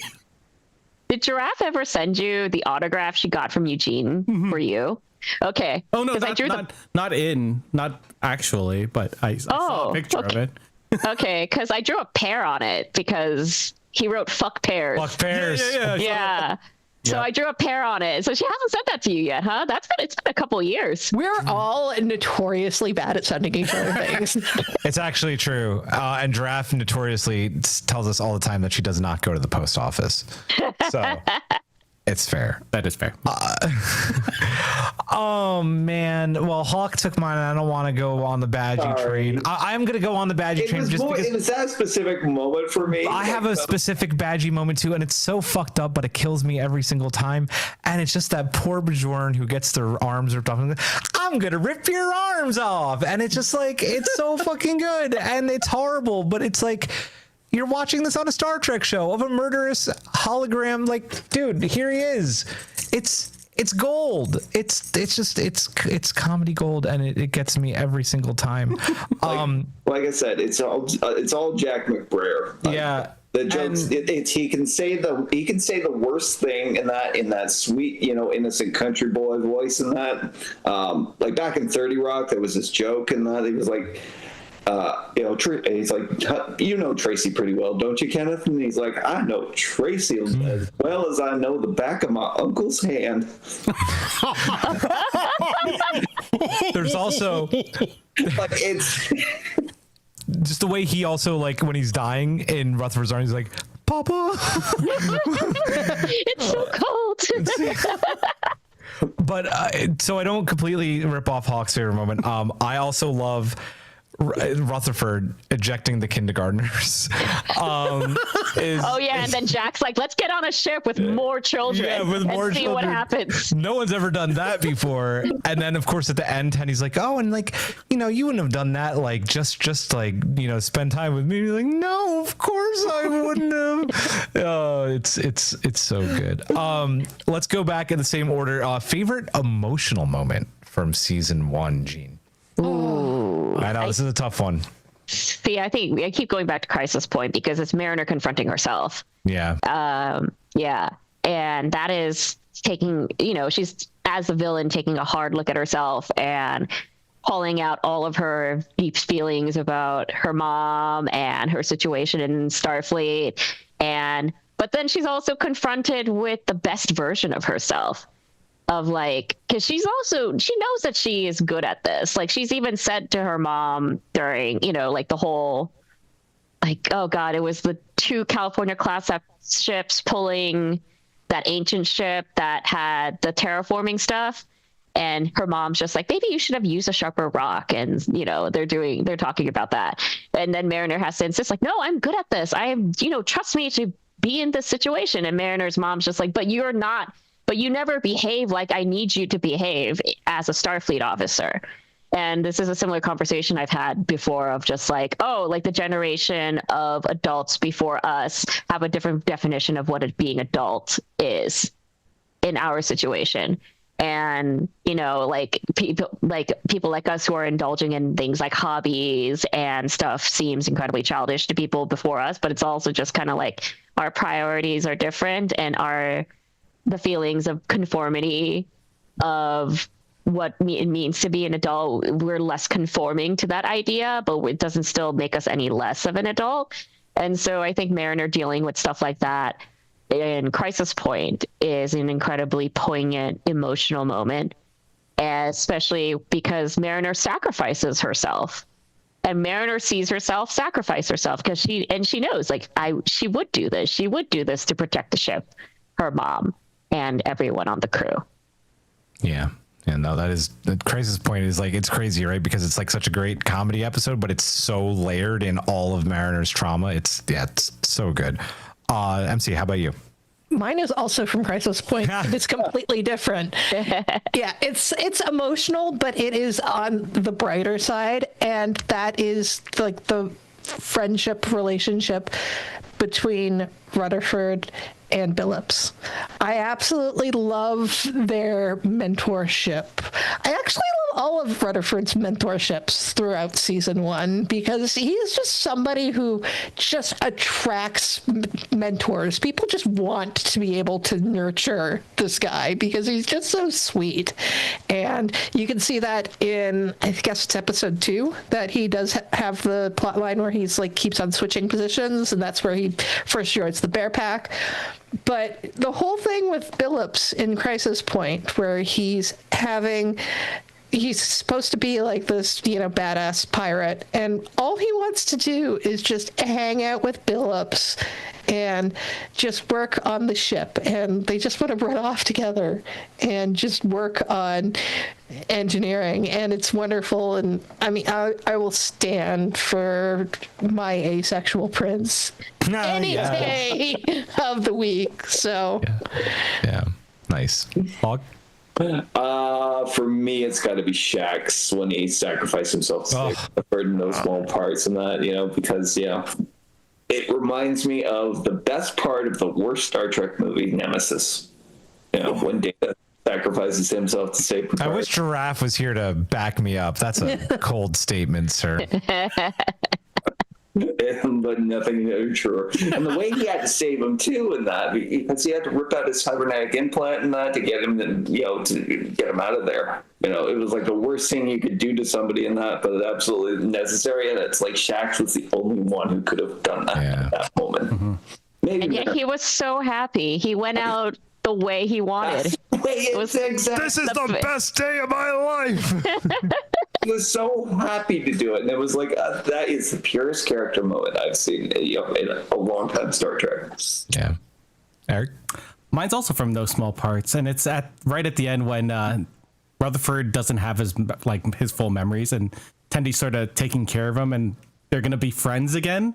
Like it warmed my heart. It warmed my heart just seeing that friendship bloom again, even though Rutherford didn't really know what was going on. It's so pure. Those two, their love for each other, it's just such a great friendship. God. I have a follow-up question to that. Like, how did you feel, especially in, what was it, season 2 finale, that Rutherford had been saving backups of memories of Tendi, so he wouldn't lose memories of Tendi again. I loved it. They're a friendship that if anyone tried to pull them apart, I would destroy that person. Yeah, literally. Right. Yeah, that is the best of humans. I would die for those two. Exactly. Yeah. My takeaway from rewatching season 1 over the past few weeks is Carol Freeman, who really, if you think about it, has I think the most emotional arc of the season. She is on a ship that I think at this point in her career, she doesn't necessarily want to be on. She's getting disrespected. She's getting shit missions that she doesn't want to do, which she knows that she could be doing bigger and better things. She's supposed to go to Cardassia to negotiate this treaty. She gets screwed out of it. She's dealing with what she thinks is, a problematic daughter, even though that relationship goes both ways. And she really goes through it. And I remember as we're doing these watch alongs saying, oh man, I forgot how nasty Carol is in season 1. But as you watch it again, she's not nasty. She's someone who's going through a really hard time. She's stuck in her career. She's, dealing with the situation where she doesn't know what to do about Mariner. She wants a better command. And slowly throughout the season, alongside Mariner in a parallel, she finds herself, right, where by the end, in No Small Parts, she falls back in love with the Cerritos, right? She's like, I don't want you to change anything with my ship. That's not just talking about the physical. She's she loves that crew. She loves that ship.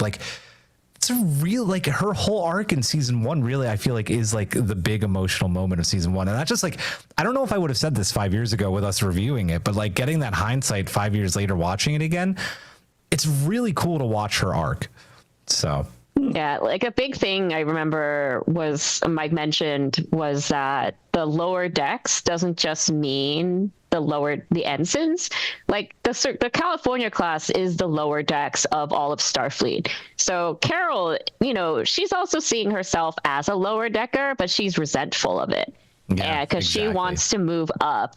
And I think in a way, to an extent, aside from, I think Billups, Jack is also ambitious in his own way.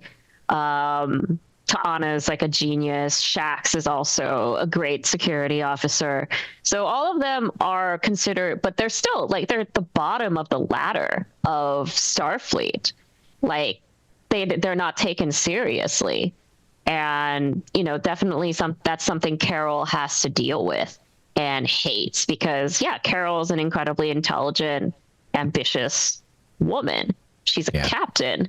Her husband's an admiral. She's made these connections. She knows Riker. She's made all these connections, and she's probably done some really exciting things in her career.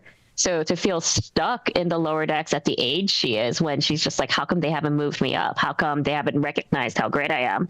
is still, it's definitely realizing it's like, no, actually this California class is great. They're not seeing this entire class of what it's worth.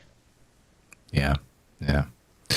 I want to come back around again. One of the things that we used to do on the episodes is these episodes gave us like so many Easter eggs. Are there any favorite Easter eggs or references that really landed for you, or maybe ones that didn't?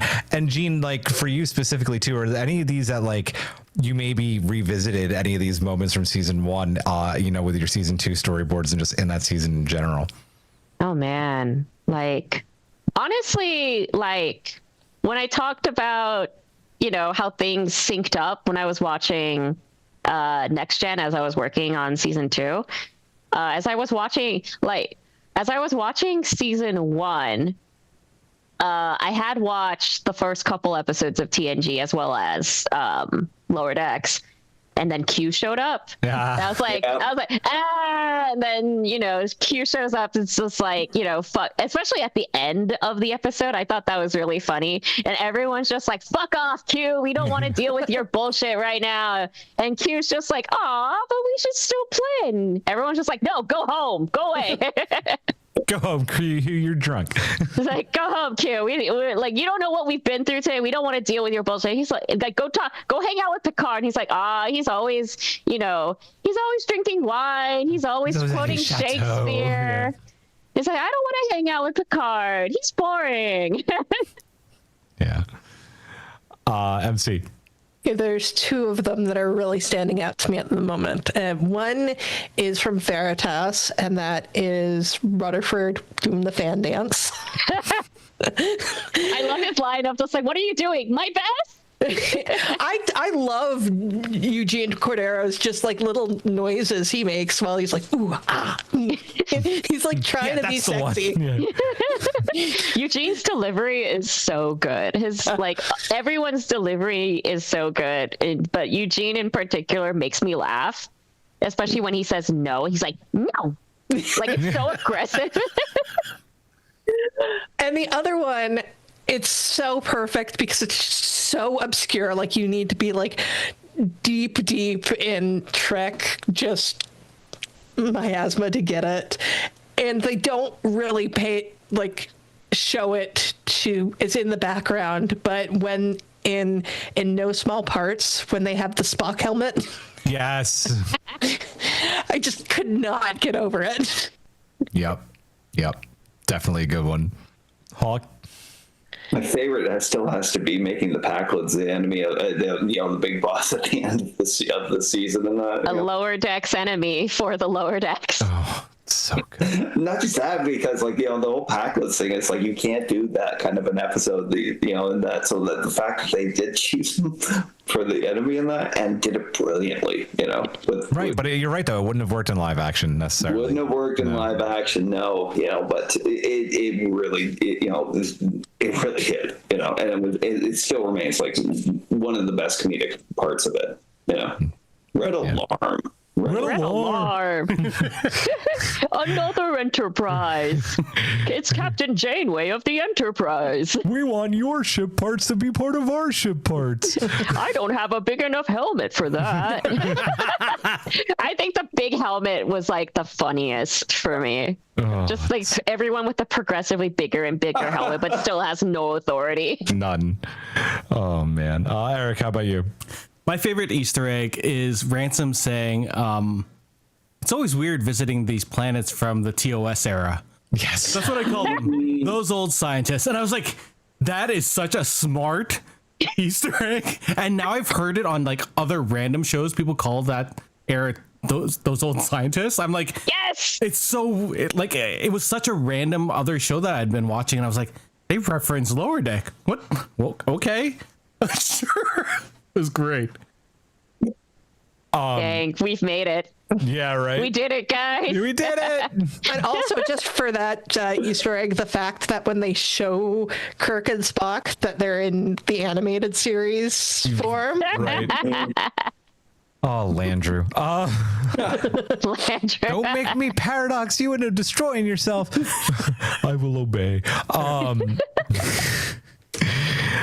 My favorite moment is a small little Easter. It's a small little Easter egg, but I quote it all the time now, and it's also from Veritas. It's when they're on Romulus right before Tendi goes full cleaner, and it's just the two Romulan guards walking around, and one goes, "You know, what I really hate? Remans." And the one guard goes, "Yeah, they're the worst." It's just it's the smallest little thing, but it's just I fucking love it. Because Hawk said Nemesis sucked. I love Nemesis sympathizer. Let's can somebody take our next mailbag here? Who Fef gave us whatever. Yeah, go ahead. Yeah, so Fef wrote, Lower Decks Season 1 is, in my opinion, the best first season of all Trek. The finale had me screaming and jumping and cheering and bouncing and smiling. I am smiling while I write this, so the sentiment stays. Oh, yeah. I mean, I know how much Fef also absolutely adores the Titan and how much that finale meant to them when they got to see the Titan on screen. Yeah. Jean, I want to kind of hand the next part of the show to you, and I want to talk about your time just on the production of Lower Decks. Also, one thing that I feel we get to see all this amazing, animation on the show, but to do a Star Trek show like that, there's so many moving parts, so much going on, so much lore, so much history. Did you guys ever run into any storytelling challenges with the visuals or anything? Was that ever any an issue that you ran into?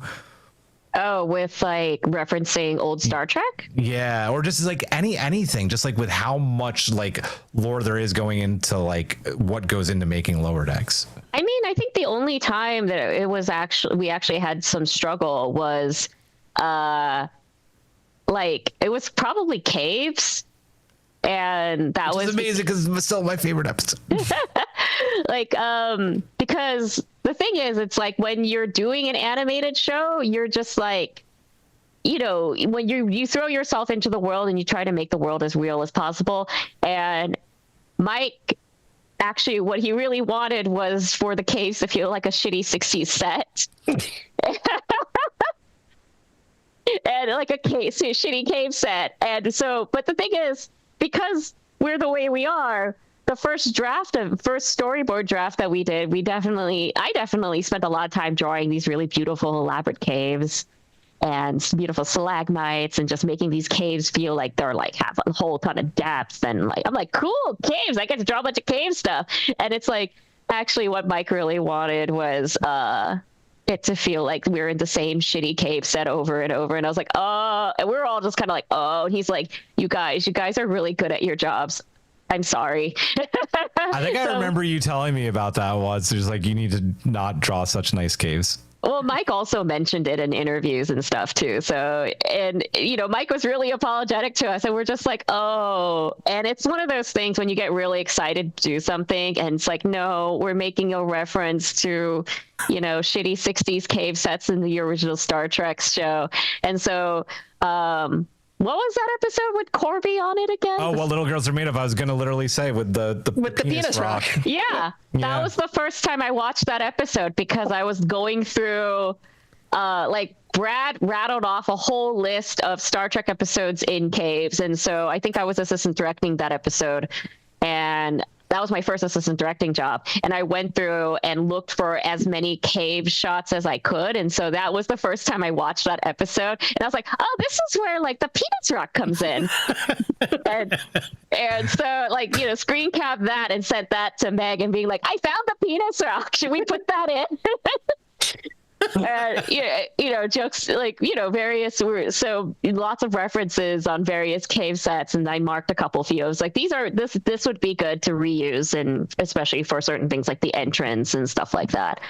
But yeah, we wanted to draw cool caves, and that wasn't the point, and it was a comedy point. So I think that was the only time I really felt oh, okay, this was a specific point Mike wanted to make about Star Trek that we all completely missed because we wanted to draw pretty things. Pretty things, yeah. Before that episode, I didn't realize how many episodes of Star Trek actually took place in caves. Do I still have that on here too? I have so many Lower Deck sound bites, and I know I had one of them that was, oh yeah, here it is. I hate caves. There it is. Yep. Still If you one of didn't my know that- favorite moments. Yeah. It's just the fade in and out. Yeah. Yep. Like, it's also like whenever there's like a sound comedy moment, that's, I think, is really funny. Like Boimler being phased in and out while screaming. I think that one's so funny. And also, like in season 5 when Boimler fell off the cliff and you get that long Boimler. Yeah. Yep. Really tiny sounding. Yeah. Like there's a lot. I think all of us on story team, whenever we could throw in a comedy moment with the Boimler scream, we would do it. And I remember having this similar conversation with another assistant director, Dante Buford, who is amazing. He was like, sometimes I just feel like I'm torturing him because it's funny. And I'm like, the thing is, Dante, I've also done this to Boimler. Like I've dropped, like, it was the spa episode with Rutherford. Like they were clearing away all the vines from the aqueduct, and it wasn't in the script, but I had Mariner pull on a vine and a bunch of vines dropped on Boimler just so he would go. It's like, you know, anytime you can do that little moment to Boimler, even if it's not in the script, I think it's really fun. So all of us kind of mercilessly picked on Boimler because we wanted him to scream. Anytime Jack shouldn't be so good at screaming. he should not be so. Yeah, exactly. Yeah, this is Jack's fault, clearly. Yeah, it is. Yep. I know we've talked about the orgy already, and we've talked about Rutherford's birth, but are there any other favorite sequences that, and through, it doesn't have to be, you know, because you didn't work on season 1, but, you know, any season, any other favorite moments that you really loved Oh, man. working on? I love being the one who gets told that you're doing too much and we can't do this.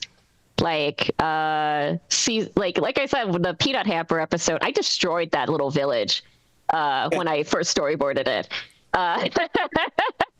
Like I wrecked it because, you know, it's made of wood and they have lasers firing from space. So you went really hard on that. So I went really hard on that, and they made me pull it back because you know, I was like, oh, okay. I mean, for one thing, it would have been a pain in the ass to animate and create all those backgrounds and then have to destroy all those backgrounds and stuff like that.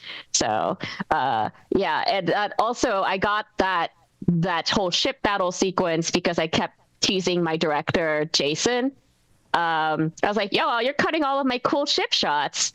Like I had this really cool moment when you first see the dove that like you see the light, like it's in shadow and then slowly comes into the light so that you get all this nice, you know, glare on the windows. It's like nice lot of bounce light off of the ship to be like, the ship is so cool. It got a really cool entrance scene and then we got cut for time.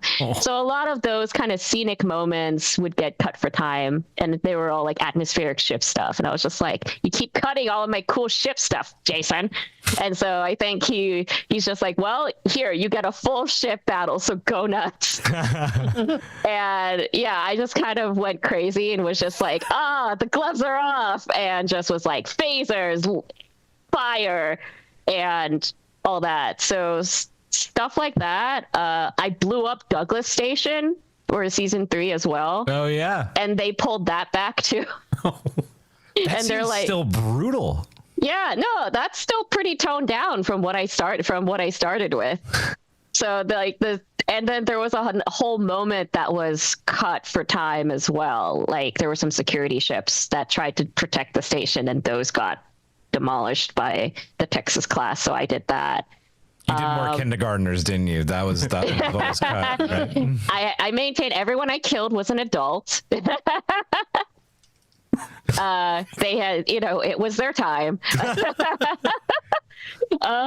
Yeah, so I love, you know, things like that. I got to do, you know, it was pretty much, you know, don't hold back and just do it. And I was like, cool, thanks. Like I didn't have to hold myself back in any way.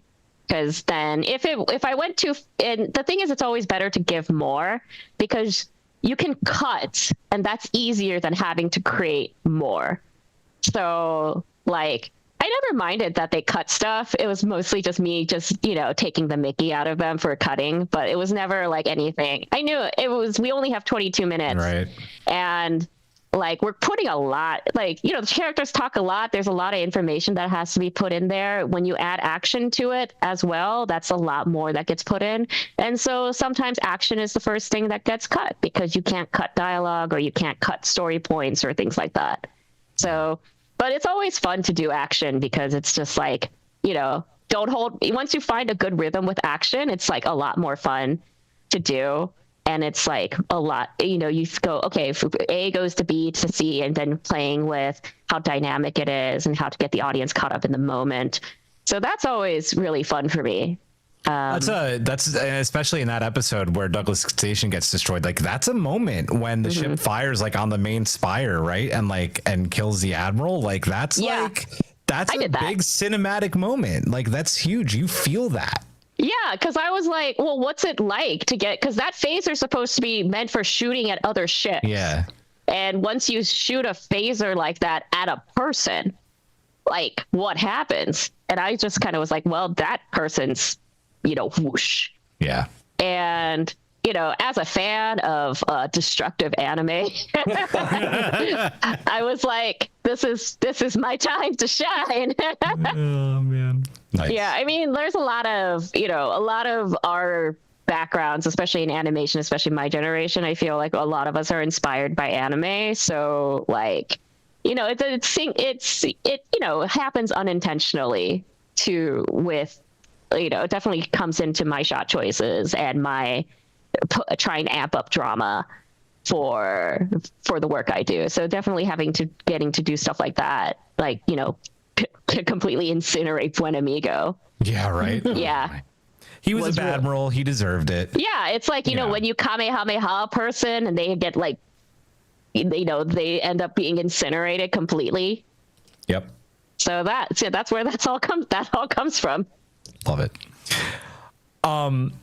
I kind of want to start winding us down and talking about the show's legacy 5 years later, because MC is proof of this right now with the uniform tonight. I've worn a Lower Decks uniform on this pod many a time, from the fandom to cosplay to conventions to the community. I mean, MC, you were there too, Mission Chicago, when we did, I think it might have been the first Lower Decks chant at a convention. Mm-hmm. I want to start with you here because, you know, you've gone to a lot of the stuff with us, like the legacy of the crew and just this show going to conventions, like, and just everything you've seen come out of it. I mean, art that you do, you know, how does that feel 5 years later? I think that Lower Decks has had such a huge impact on the fandom because of the visual style of it. It is so unique for Star Trek, and I think that being in animation does give a certain style that can be used for cosplay, that more simplistic kind of look. Simplistic might be the wrong word, but for a lot of Star Trek, there are a lot of, you know, the jumpsuit uniforms that people don't want to wear because they hurt people's backs, and the Lower Decks uniform is just so. It's so wonderful. And everybody I know loves wearing it. It's my most comfortable uniform. It's comfortable, and it's just a lot of fun. I do have to say that the women's Strange New Worlds skirt one is... Oh, I've never met anyone who doesn't look good in that. But yeah, the Lower Decks one, people always love it. But even outside of that, we can see that with... Obviously, Giraffe has done a lot of Lower Decks cosplays, and I have also done ones that are outside of the uniform. So many of the designs are really cool to try to bring into real life. Part of it is because it's more creative to try to take something that is drawn and try to figure out how to interpret it. And if you ever talk to Giraffe about it, she just gets so frustrated. She's like, this isn't how human bodies work. But then also there is a sense of accomplishment for actually being able to make it like a reality. And it's visually striking in a way that oftentimes the live action stuff won't be, because the live action stuff is more concerned about, oh, what can we do on our budget? So so that's a lot of fun. And with the distinct style that comes from the animation, people doing art for Lower Decks, when you see a picture that somebody has done of fan art, you immediately know that it's from Lower Decks. So I think that it is not just, I want to draw and I mean, there are a lot of people who just want to draw the characters, where it's just like, I want to figure out what Tendi looks like in real life, which is wonderful. But then there's also just this entire group where it's like, I want to draw us in Lower Decks fashion, or I want to draw the cast of TNG in Lower Decks fashion, and it's wonderful, and I love all of it. Can I jump on the cosplay moment? So I also used to cosplay in the late 90s, early 2000s, and this is before Amazon and all that stuff. Like, as an anime cosplayer when I was in college, it was hard to get materials and things for cosplay. You couldn't buy stuff. Like, you had to make it yourself. So my friends and I would go down to like the drag queen district in West Hollywood to buy shoes and wigs and things like that. But like, to go off on why Lower Decks characters are so iconic, in terms of simplicity, it's because animation really relies on silhouette to sell the moment. We're going for a quicker read and a quicker understanding, because we have, our episodes are only 22 minutes. So the faster someone understands something visually, the more efficiently we can tell the story. So say like the Betazoid characters with their costumes and their quick change and stuff like that, especially with Robbie, who designed them, being a huge fan of like drag queens and RuPaul's Drag Race and things like that, putting in elements of that into their costumes. Because it has to read quickly that they change, that they have a little battle outfit underneath the whole Betazoid, evening dress. And so talking to Giraffe about that when she was first trying to make it, she sat there and she was just like, what the heck? And I was just like, no, this is how you, and I was just like, oh, no, this is where I go back to my cosplay roots and deconstruct how you would do it. So I got to help her out with that a bit, because like, I knew how Robbie kind of planned out the costume, and I was just like, this is how I would have made it if I was sewing it. Nice. That's amazing. So, yeah. Now I'm wondering if Luxana actually had like a little battle outfit under all of her. Oh yeah, maybe. I mean, she is the holder of the sacred chalice. I'm sure people wanted to take the sacred chalice from her at some point. She has to kick some ass. Though considering she was in her horny menopause, she might have just had like lingerie. She just has a quick access. Hawk, Eric, I kind of want to get... why they pay me the big bucks.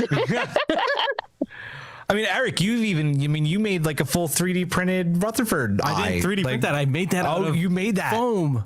Yeah, I mean... Like, that was in the first season, and because I remember me and Britt both did something for...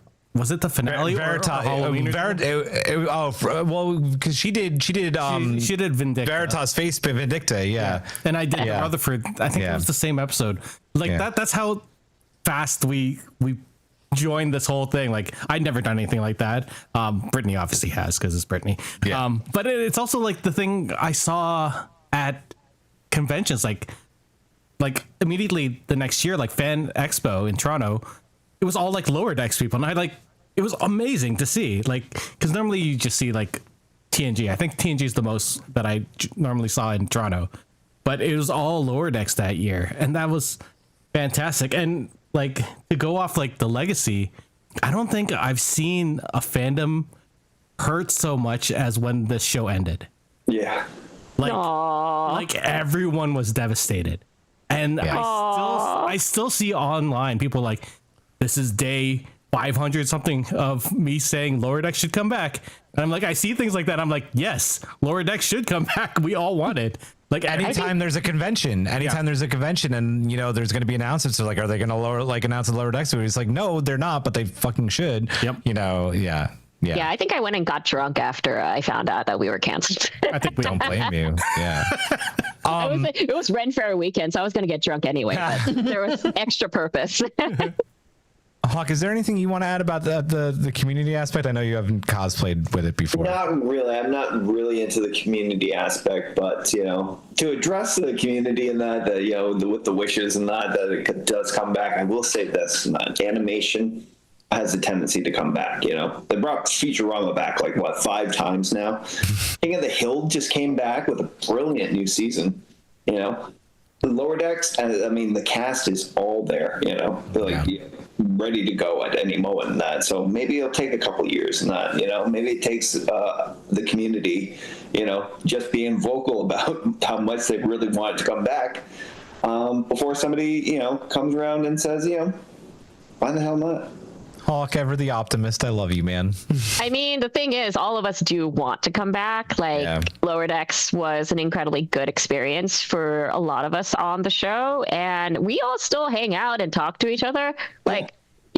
And a lot of us, and Mike has said that he would come back in a heartbeat. It's really just, give us the permission to come back in some way, and we're all there. We all want it to come back really badly. Because for one thing, the show was really fun to work on, but we also loved really working with each other. MC, you got to see some of it because you came and visited the studio, and that was really fun because you came to our art show, which thank you. And also everybody I met was very, very cool. Yeah, and so it was really having being able to share that experience on with the show, but also making it clear that this was a great show to work on and we all enjoyed it. And so we also grieved heavily when we found out that we were canceled. But yeah, on the community side, how I said at the beginning, I don't look at the comments and for anything. I broke that rule with Lower Decks because I really wanted to know what people were saying once I got on. Because once season 1 came out, I was just I know this was actually good television. This was, this is coming from someone like me who's worked on a lot of shows, doesn't like adult sitcom, works on it because it's a job and it's a good paying job. And understands that this thing isn't for me, but felt that this was definitely something I really enjoyed. I wanted to know what people were saying about it.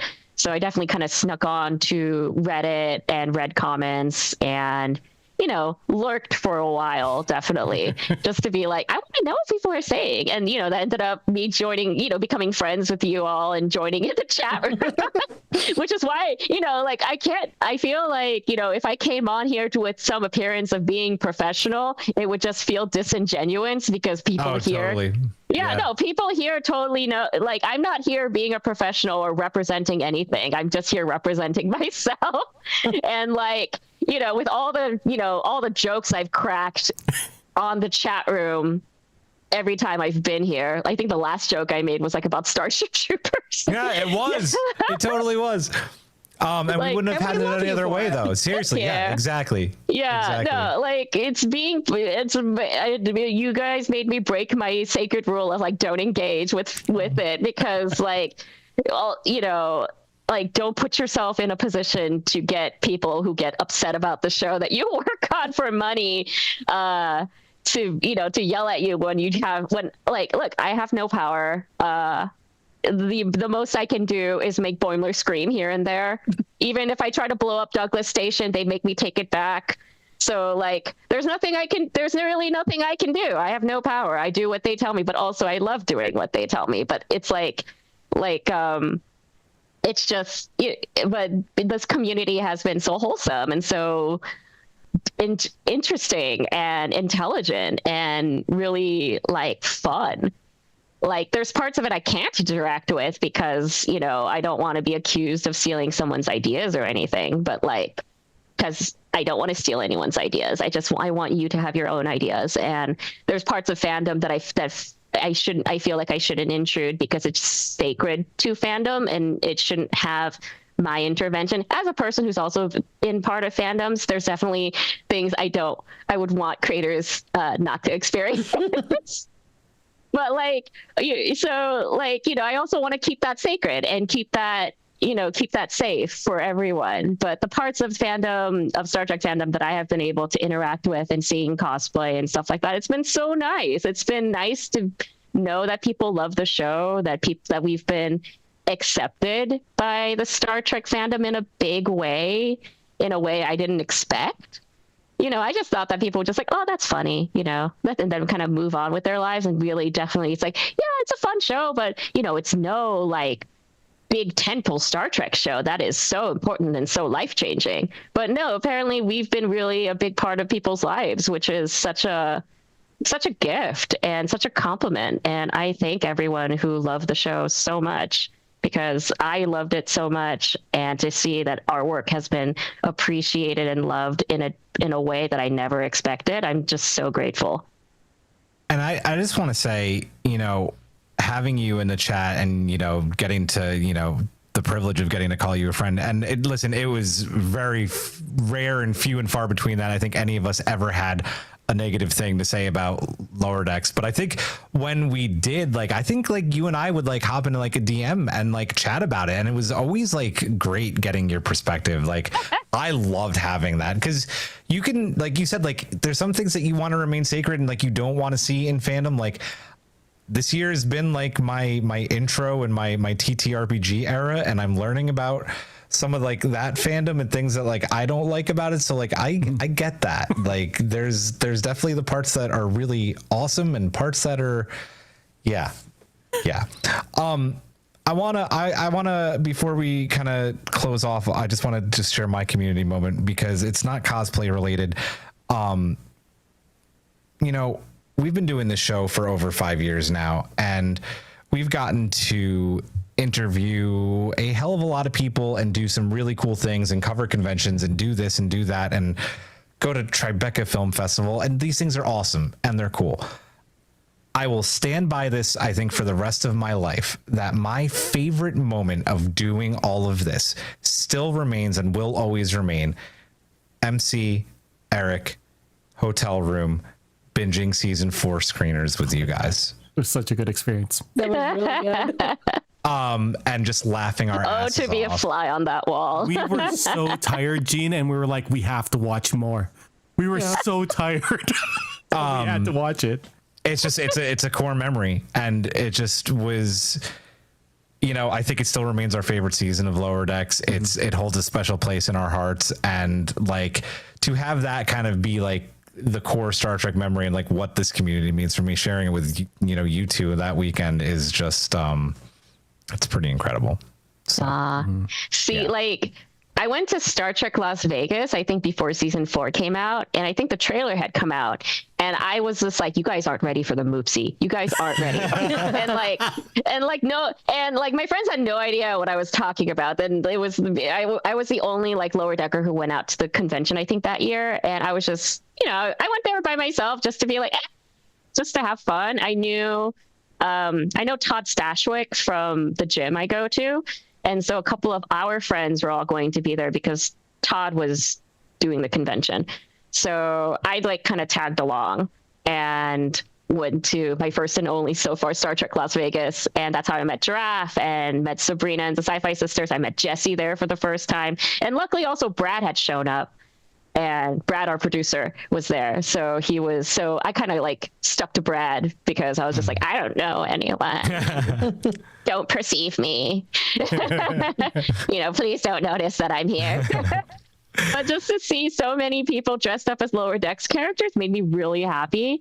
I made a sticker to give out to people as a gift, just if I saw, I was like, oh, I'll give this whenever I see a Lower Decks cosplayer. I saw so many, and I was so happy to hear how much people enjoyed the show. And even then, I was fully expecting people to be excited about season 4. I didn't realize how excited people would be about season 4. I didn't realize that Moopsie would save a fandom. Oh my God, right? Would bring the people together. I just knew that Moopsie was my favorite thing that I've ever drawn in my entire life. How many Moopsies do you have behind you? 2? 2. I have this one that MC made. Wait, where am I pointing? This one. MC made this one. Yeah. I sewed little clips to it so I can clip Moopsie to me when I walk around at a convention. Nice. So Moopsie came to me to Titmouse and on Halloween because I wore my Lower Decks uniform. But yeah, Moopsie's come with me to conventions because I would just clip Moopsie onto myself just to have it. I say this Moopsie is a vegetarian Moopsie.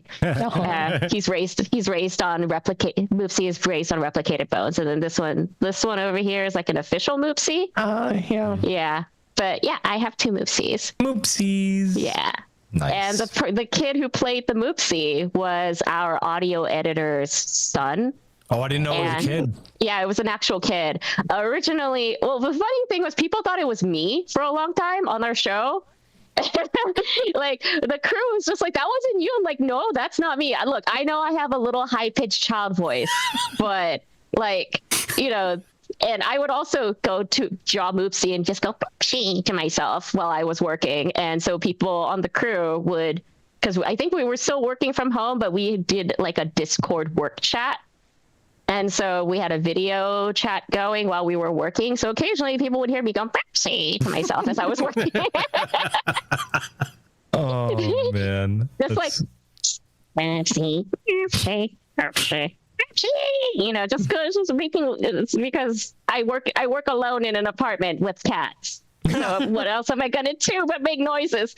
But yeah, it was our audio editor's son who was the voice for it. It was originally Scratch, and it was only going to be temporary. And then we were all just like, but it's so good. And also, he doesn't sound like that anymore. No. Because he's grown up since then. Yeah. But, it's so cute that we have this. It's a moment for our audio editor that his son once sounded like this. And it's like, yeah, it's an actual kid. It's also really, it's just so perfect. That's worked out. That is awesome. Before we wrap up the show, we have 2 more mailbags to get to, and then we are going to close on out. Balloons for Moopsie. Ooh, can I read one? Yeah, absolutely. Do you want to read Jedi Cats? Sure. I've always wanted to do this. Yay! Yay. Okay. I'm part of the pod now. Haha. Yep. You're actually not allowed to leave. You have to come every week from now on. Oh, no. All I will do is just sit there and crack jokes. Yeah. That's what we do. That's what we do. Okay, let's see. Lower Decks could have been... Okay, wait. I should do it properly. Jedi Cat wrote... Lower Decks could have been a silly cartoon with Star Trek clothing, but its first season proved to be one of the strongest first seasons in the entire franchise. It struck a perfect balance of reverence and irreverence of Trek, as well as hilarity and heart. From its very first scenes, you knew this wasn't your usual Star Trek, and bless each and every one of the creatives for that. Aww. When Mariner flashed her sassy Vulcan salute, she instantly became one of my favorite characters, and Lower Decks has become one of my all-time favorite Treks. I can't believe it's been 5 years, and I hope we won't have to wait that long for a Lower Decks movie. I hope so, too! Listen to us, Paramount or Skydance or whoever the hell you are now, one of you. Paradance. Sky Mount. Make it happen. Both. It's going to take off with that. Yeah. Paradance, Sky Mount. Yeah. Eric, you didn't do a mailbag yet. No. Right? Take the last mailbag, please. Jesco wrote, Lower Decks Season 1 is a wild ride in the best of ways. I remember catching up on it as a hurricane came in, and it cut the episode right when the Ferengi was on screen. Needless to say, I was beyond intrigued and spent the next few days after the storm anxiously awaiting the return of Wi-Fi so I could finish the episode. I was so pleasantly surprised and absolutely hooked, and stayed locked in the whole season through. The show balances lighthearted antics and deeper storylines so well, and Season 1 laid amazing groundwork for this show to really bloom. Wow. Oh, Yeah, so so it cut keep Jesco from Ferengi. cut off right when you saw Quim then. Yeah. Oh man, that was like the first episode. Yeah, that was Tom Kenny too. Yeah. It was Mr. SpongeBob SquarePants. Profit. Cool man.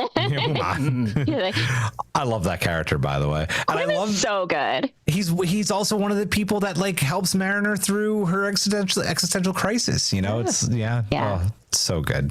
They're kind of our version of Jake and Nog. Yeah. Okay. Yeah. Listen, we could do another 2.5 hours probably on season 1, and then another 2.5 on 2, 3, 4, and 5. And maybe we will one day. But I worked on every episode of 2, so I have a lot of talk. I could talk to 2. Well, when's the 5-year anniversary of 2? Maybe that's coming up. That would be next year. Well, next year, Gene. There you go. You already have your next appearance. So season 2 retrospective. Before we go, like I said at the top of the show, this has been a long time coming. I'm so glad that you finally got to do it. We are not kicking you off. You get to come back. We promise. Before we do go, anywhere people can find you, or any current projects that you can work on, that you are working on, that you'd like to share with us, or that you have coming up and can't share with us yet. Let's see. I worked on a recent project I worked on is called Get Jiro. It'll be on, I think, HBO Max and Adult Swim at some point. I don't know when, actually. Probably maybe sometime next year. But yeah, that's my most recent project. That's been announced, so I know I can talk about it. It's a show created by Anthony Bourdain before he passed away. Oh, so heroes. So yeah, if you like action and Yakuza and Japanese food and also food and violence, that's a fun thing to check out. At some when it comes, that's all when like. Yes. when it comes out, I got to draw a lot of really cool food for that, so that was really fun. It was really fun to draw beautiful anime food. But yeah, but it made me think of how I got to draw some food for it was which episode was it? Oh yeah, it was the Klingon episode but there was the side story with Dr. Miglimoo. So we got to draw some weird food for that. Yeah. Oh yeah. So that one's gonna happen some point next year, hopefully. I don't know if we have a release date. For finding me online, I nuked my socials. All good. Yeah. If you want to see art though, I have an account on Kara, which is a social media site for artists, because AI can't steal my art there, which is great. So if you want to see recent fan art, it's been lately a lot of Baldur's Gate paintings. So go check me out on Kara on Jean Draws Stuff. I still do have an Instagram that, like, if you want to message me there, I don't post anymore, but I still respond to messages. It's all Jean Draws Stuff. I have a website, jeandrawstuff.com. It's mostly for my portfolio, but yeah, so I have some storyboard samples up on there. But if you really want to talk Trek and stuff, if you're part of the Discord, I'm there on the Discord. So just say hi. Hey, yeah, the Discord is an awesome place to be, and we love having you on there. So I like being on there. It's fun. Yeah. A quick teaser into next week. We are getting back on, or I should say Giraffe is getting back on her con bullshit, because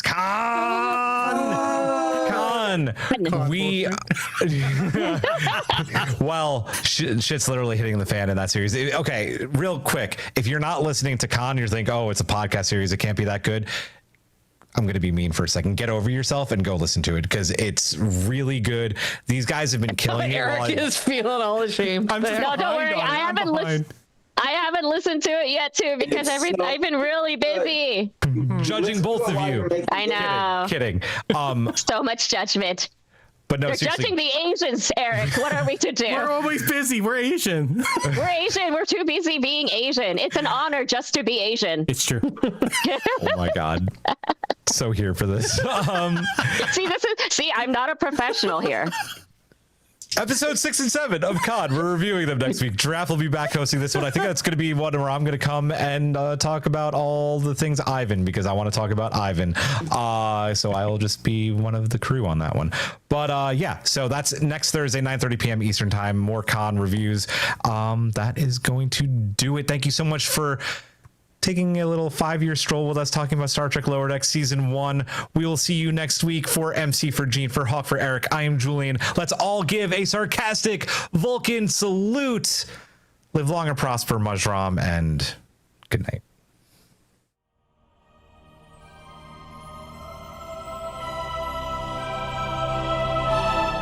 Thanks for beaming into our podcast today. If you want to keep the hailing frequencies open, you can subscribe on Apple and Google Podcasts, YouTube, and Spotify. Like what you hear? Put in a good word with Starfleet and leave us a 5-star review.